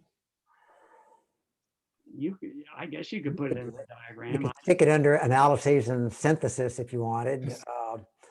Because what you're doing now is trying to figure out whether or not your actions are moving you towards your objective. I mean, you could do it. That I'm not arguing against it. On the other hand, the OODA loop continues. If you took out all that stuff that's inside orientation, went and Googled yourself an image of the human brain and just plopped it right in there, that would work fine for me too. So, and so you can use the loop can describe, and remember, it's just an abstraction here, can describe all kinds of stuff, and you may, for what your purposes in mind, might want to do that. Might want to, in some unfolding action, put a little thing that's a question heading towards objective, putting it back in, or stick it in analysis and synthesis. But basically, it all comes down to really is how to, from an infinity of possibilities, how at any given time do we select the action we're going to take. Where not doing anything is decided by default, like in an ambush, is the action. And it's ongoing, and it's got a time lag of less than half a second, we know from measurements with the real world. So all this stuff is going on inside orientation, and actions are being triggered think of almost on a nearly continuous basis, primarily via the implicit guidance and control link, but you're also constructing specific hypotheses and testing them out and comparing that against your objective and refining your orientation. All this is going on simultaneously, 85 billion neurons, each having 4,000 connections, and we won't even talk about hormones all the time. So that's what we tried to capture. And I think John's capture thing of it is just incredible how much of it he's able to capture. And orientation brings the learning and the acting part all together in one whole. Every time I look at it, it's just you have to be careful you don't study it too much, or as John once told me, you become part of the problem rather than part of the solution. In other words, you'll start not seeing possibilities for new connections, or doing as Joe suggested, seeing possibilities for new ways of describing how we take action and how we create new actions. There was another, sorry, go ahead, Chuck. A little bit. The one thing to remember is that we're at one end, we are at on the left side, on the left-hand side of the bookends. There's a lot in the middle that answers that question. I mean, the whole thing is about achieving objectives. Yeah, exactly. And so it's not like he wasn't concerned about that. He spent a lot of time on it, and he developed a way of thinking about command and control and strategy that was objective, was at the heart of those items. So it's not like it's not there. I think it's you don't want to read too much into these things. This is part. Remember when I gave the lecture, I said you can't understand Boyd's theory of conflict unless you understand his theory of the OODA loop. This is the foundation of that theory, but it doesn't explain his theory of conduct. It's just that you can't understand that theory unless you understand how he got to the point where we're getting to the point. Thank you. There was another question that somebody had asked earlier. And that is about thinking of it in terms of OODA loop, in terms of a single cycle versus a multiple cycle. So saying that you may not have to do everything at once, that there are multiple passes that you will have over it. So any thoughts about that, of thinking about it as a single versus this continual multiple cycles? In conflict, you got stuff going on simultaneously. And you got you have OODA loops inside OODA loops inside OODA loops. And if you think of the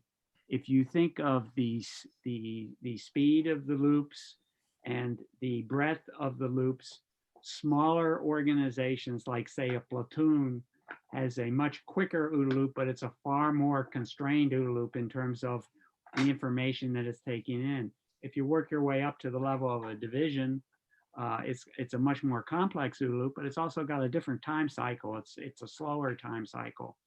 And if you go to an army group, it slows down even more. And finally, you get to a national strategy, it's even slower. The key point is that you need to harmonize these different tempos and rhythms within themselves.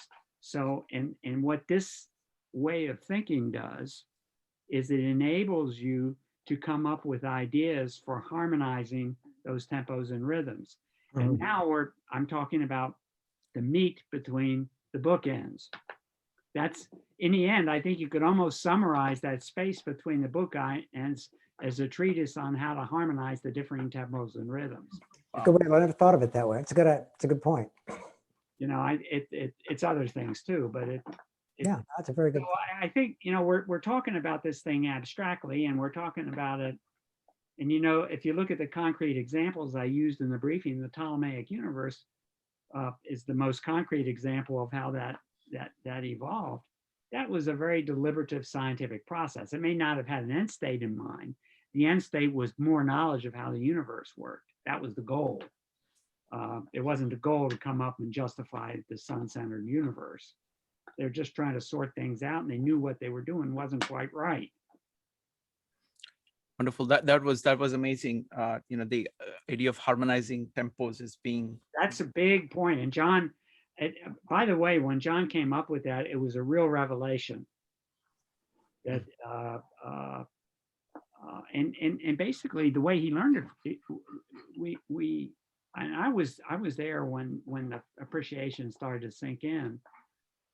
It was through a series of interviews that we had with a bunch of German military types. Most of them were generals. A couple of them were lower ranking, who had fought on the Eastern Front in World War II, and they, you know, they were in a really bad situation in the last part of the war, and they were describing how they had to harmonize their efforts, and we realized that you know these guys were basically, they'd figured out how to integrate, if you will, the differing tempos and rhythms of their different units.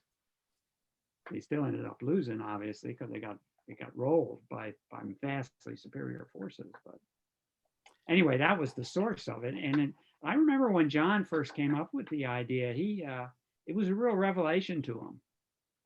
You know, he was Chet, you probably remember that as well. Mm-hmm.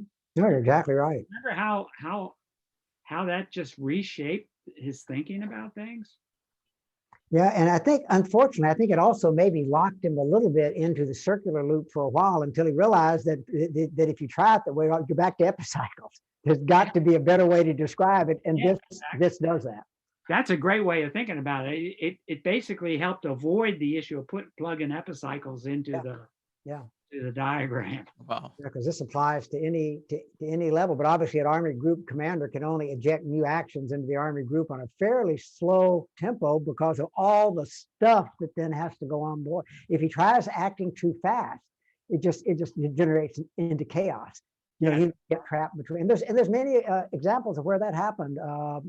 Napoleon's Waterloo campaign was such. On the first day of that, wasn't actually at Waterloo, it was down at Quatre Bras. Forces got split between two and didn't accomplish the objective of either one of them. You just can't change your mind that fast. But if you're a squad leader, you can change your mind very quickly, and it just takes a couple of hand gestures to have people start acting a different way. Wow. One of the things you got to recognize is one reason why these ideas have not taken hold in the military, with a few exceptions, and why guys like that Commodore, that specific example I had, is the defense establishment, both the industry and the Pentagon and the military services, have hundreds of billions of dollars invested in trying to synchronize all the movements. If you read advertisements in military magazines, it's about the all-knowing, all-seeing battlefield. Basically, what that's saying is we're all operating at one tempo and rhythm, which is complete crap. Yeah. It's a prescription for disaster.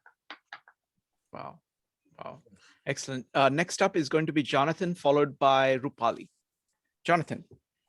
Yeah, my question is probably going to be, I'm going to guess that I'm going to be answered by this is probably what the conflict part is, but you sort of touched on it, which is sort of like you want to get inside someone else's OODA loop. And I've seen some example, you sort of have given some examples with regard to military, but I feel like that's where this is going, right? That's the whole second or next phase of this is that, but I just wanted to touch on it a little bit.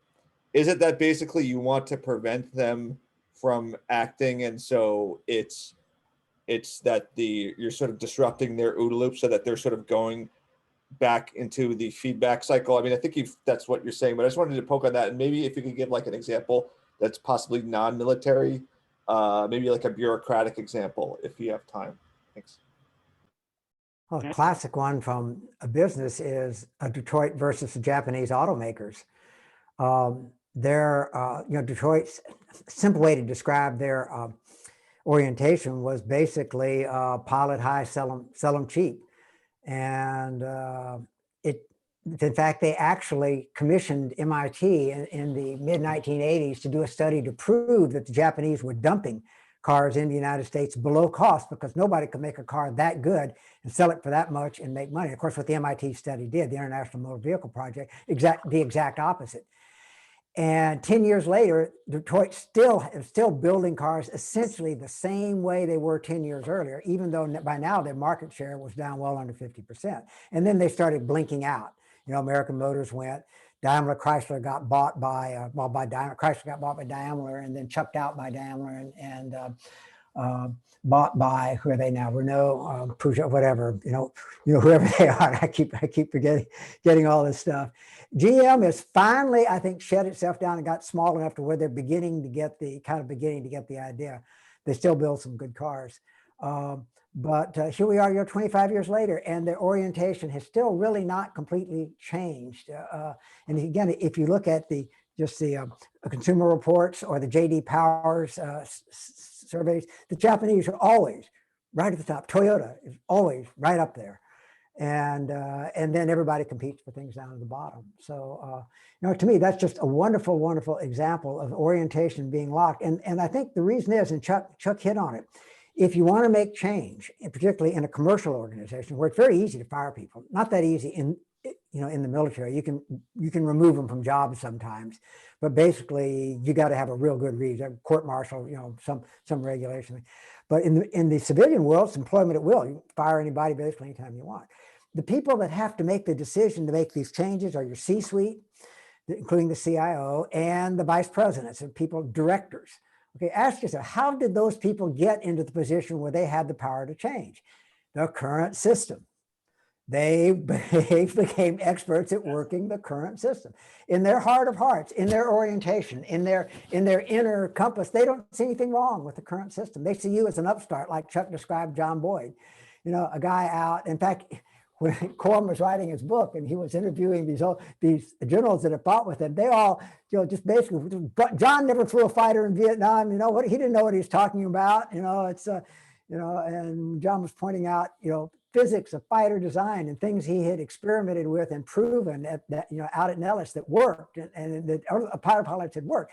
That's not how they saw John. They saw him as this upstart trying to elbow his way in where he didn't belong. And so change has yet to come to the Pentagon in any meaningful sense. So that's kind of the way that I would describe it. So if you want things to change in your company, go out and start your own company. It would be my strong advice to you. Wonderful. Next up is Rupali. Rupali, go ahead. So my question is going to be similar to what Jonathan just said. I wanted to see an example in the non-military world. Also, I want to know, what does this exercise of creating your organization's OODA loop look like? How detailed should you go? And who should be involved in creating your organization's OODA loop?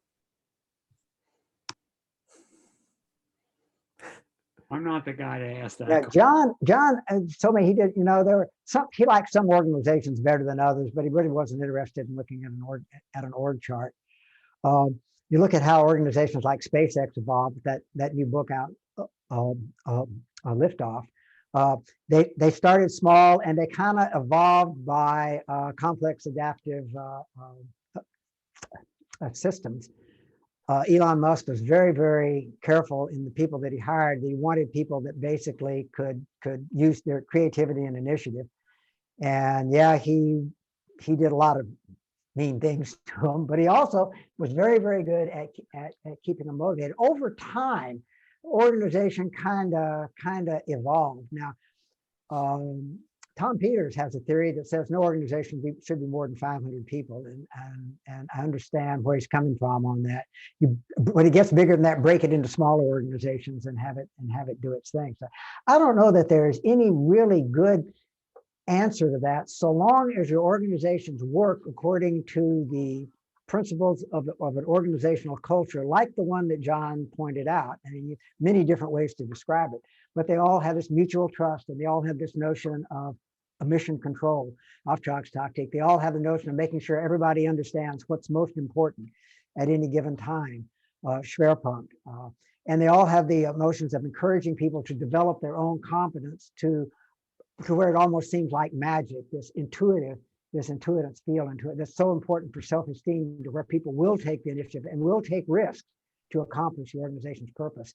And as long as those virtues are inherent in your organization, I think John's philosophy, and what he's basically told me, is it doesn't make any difference what it looks like. And I don't see any real counterexample. Now, what happens at some point? You say, well, we need some money. We need to go out and raise money with investors. Well, and investors want a return on their money, and at some point they're going to insist on people that have their interest at heart being in control of the organization. Think of Steve Jobs at Apple and John Scully being brought in, and then shutting Jobs out. We all know how well that worked. I mean, that's very common in entrepreneurial organizations. At some point, the founders will get ejected from the organization because the people that now own it want it run for their benefit. Elon Musk, CEO of PayPal, got ejected by the board. They gave him $180 million consolation prize, which today is chicken feed, but he managed to turn it into being the richest man in the world anyway.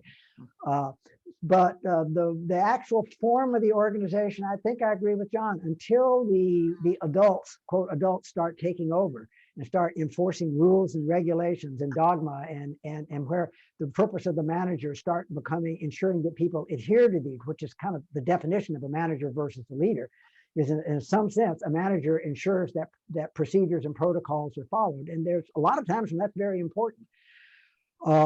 But when that becomes the focus of the organization, then at that point, then your org chart begins to take place and sort of crystallize down. And it's more of a symptom that your organization is now no longer entrepreneurial and is no longer interacting with the real world and with the external environment. And at that point, I think it's time for you to perhaps ride off into greener pastures of your own. Either that, or make a conscious decision to stay with the organization and milk it for all it's worth. There's nothing wrong with being a 2 or 3 star general, guys.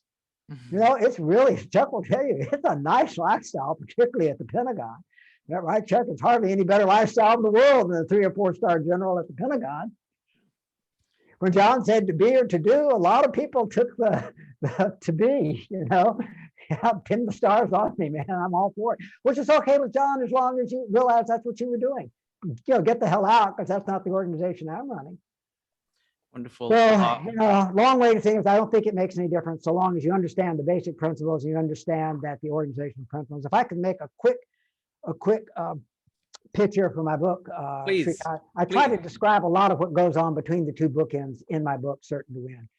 So, for all the flaws that it might have, it's still as good as I know for trying to describe what goes on between the bookends.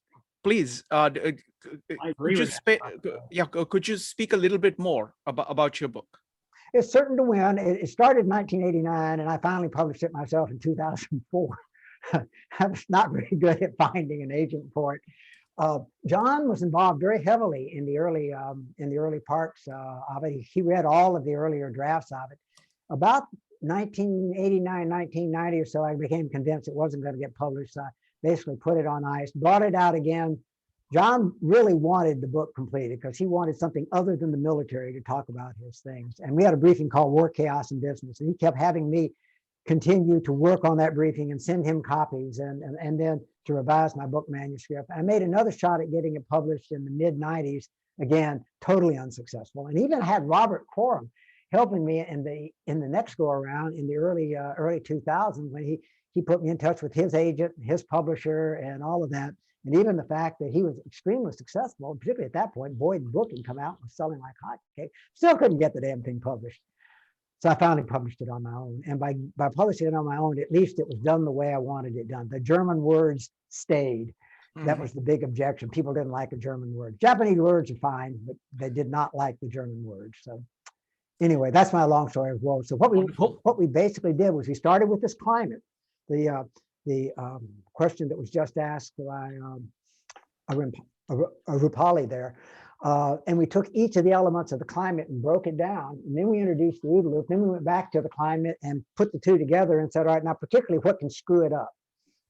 And then the last part of it is after John died, the last chapter is on Shang-Chi as the sixth chapter of Sun Tzu, essentially surprising in anticipation in a non-military setting. In military, surprise is used to disorient your opponent so you can attack them. If the focus is on the customer, surprising your customer so you can attack him may not be your best strategy. But it can still work once you develop that kind of deeper understanding of what Schur is doing. What it's for, it's for disorientation, and as we would call it today, it's for market disruption. And you can use it for that purpose even today. And once the market is disrupted, if you have a better idea, there's your opportunity. But as Chuck pointed out, you got to destroy those existing domains before you can sell a new snowmobile. Wonderful. Chuck had very interesting, great things to say about your book. Chuck, could you add something? Please. Well, yeah, I think the thing that Chet forgot to mention is that it's selling like hotcakes in Japan.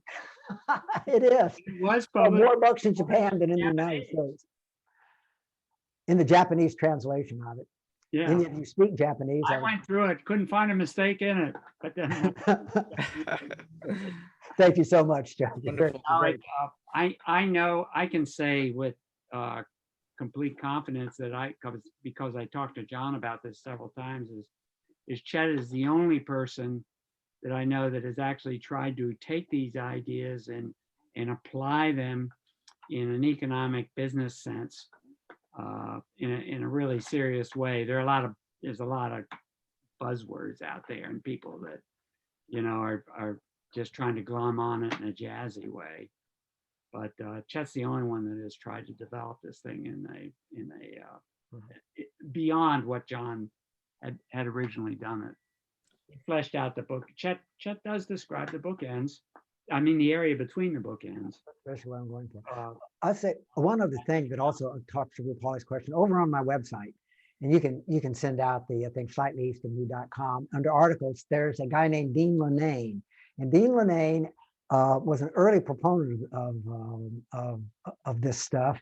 He's a German American, living in Germany now, running a division of a German company. Took to Boyd like a duck took to water, and used John's principles very explicitly to essentially save an American division of a German automobile parts company that was going down the tubes. And he describes in his book called The Turnaround exactly how he did it. And he addresses a number of these organizational issues that Rupali brought up. And you can download it for free from slightly-east-of-me.com under Dean Lennane. There's also a PowerPoint presentation that he did for it. I met a number of the people that were. It's a thinly disguised true life adventure. It's written as a novel, but everybody in the novel maps exactly onto one person. I actually met a lot of these people. You met a number of them too, Chuck. I think out in San Diego when we were out there, and I think you saw Dean Lennane's presentation. Yeah, and he gives Boyd total and full credit, and he describes the specific mechanisms that he uses and the organizational techniques that he came up to use them. Now that's just one organization. It may or may not work for you, but it'll give you an idea of a specific case, how these things were described, and then used extremely successfully, from being almost going out of business to being essentially the largest supplier in his market space in the United States. So successful that the guy who owned the company over in Germany fired him so he could sell the company to Johnson Controls. He said, but I didn't blame him, because he sold it for about 4 times what it was worth, because Johnson Controls just wanted to get rid of it. And he said, so I was more than happy to take my settlement and ride off into the sunset. Wonderful. I want to ask one question. Chuck, in your previous presentation, you talked about you using these ideas to make change in the Pentagon.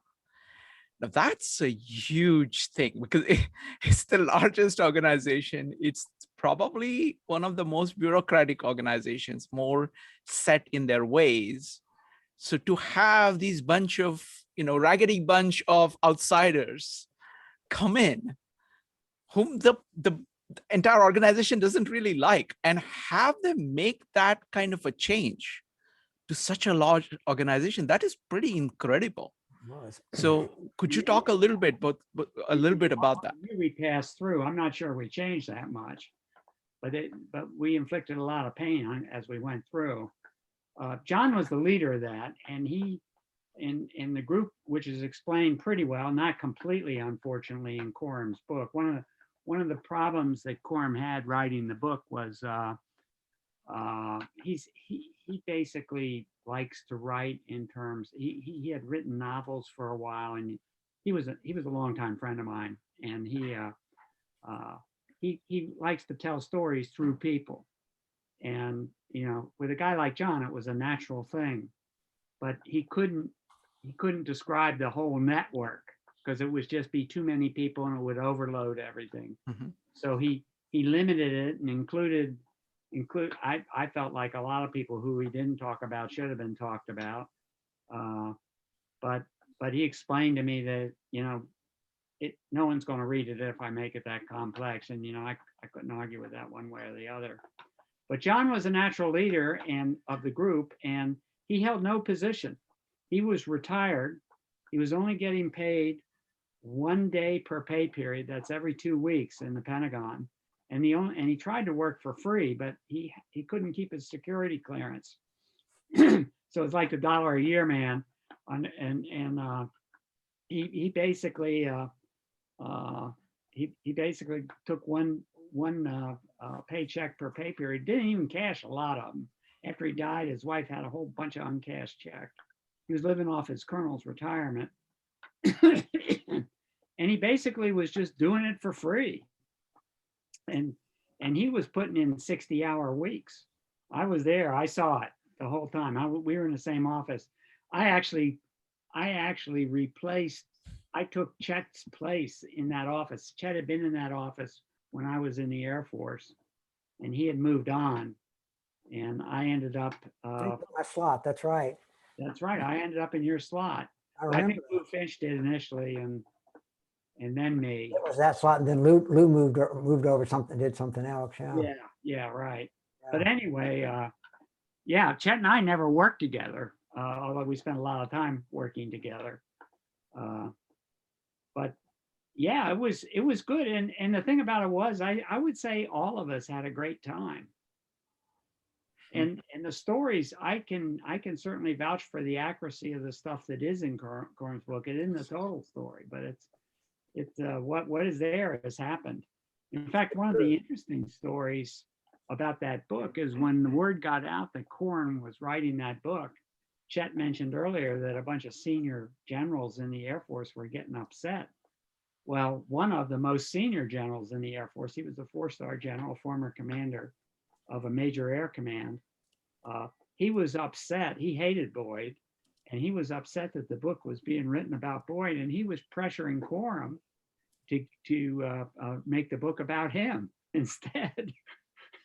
That was funny. He even said we're going to get the book killed, and there was a whole network. Mr. So and so, give it your best shot. Didn't even address it as general. A whole network of 4-star generals that were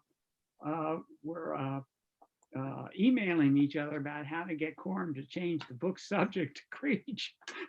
You actually named an Air Force base after the Looney Tune. It was a lunatic asylum for a while. They planted spies in our office that were rifling our safes. The chief of staff of the Air Force almost got fired over a spy scandal in our office. The Secretary of Defense, or the Deputy Secretary of Defense, is the guy that actually runs the Pentagon. He's the inside man. The Secretary is the outside man. Usually, he was going to fire the chief of staff if they didn't kick him out.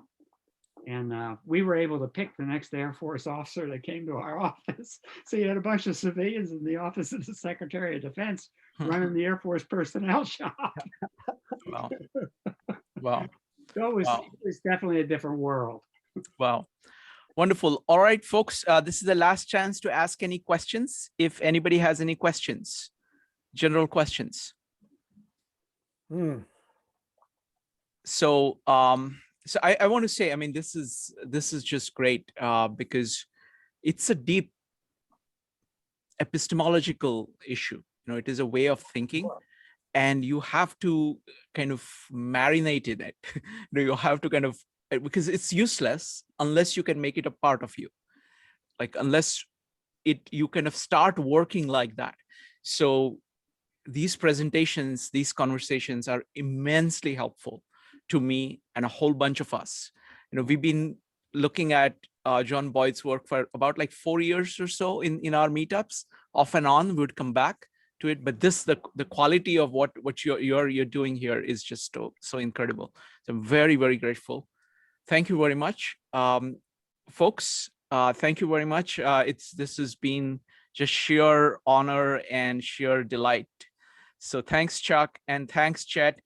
Chuck, it was great that you got you know, your idea of getting Chet involved was fantastic. Yeah, thanks so much, Chuck. Well, it was my pleasure. I needed help. Oh no, you didn't need any help out of me. It was definitely my honor to be here. So thank you so much for inviting me. Well, what this thing does for me, I really enjoyed it. Thank you, and it was wonderful to see your interaction. By the way, it was just wonderful. Good. This is like you're like two little, you know, like high school kids going back and forth. Just wonderful. You could have come to one of John's happy hours. You remember that Wednesday evening happy hours? They were just like this, except there'd be about 20 people sitting around the table drinking beer, doing that this exact same thing. Yeah. It's just impossible to describe. Never anything like that ever happened again, I'm afraid. Unfortunately. Some people would sneak in tape recorders. Oh yeah. Yeah, back at the Air Force, you would send spies over, but after a while, someone they would participate also. Let me give you one final story about please. This captures his idea of the OODA loop perfectly. We were in there, we had a happy hour one night, and all of a sudden Boyd just started talking crazily. And you know, he never got drunk or anything, and I knew he wasn't drunk, and he's just talking nonsense and shouting and screaming and interrupting everybody. And anyway, he and I went to the bathroom, and I said, "What the hell are you doing?" And he goes, "That guy sitting between us has got a tape recorder, and I'm jamming it." Sure enough, the guy had a tape recorder. Oh, that's so funny. All right. Thank you very much, gentlemen. Real honor and just sheer delight. Thank you. Thank you very much. Bye. Take care now. Bye.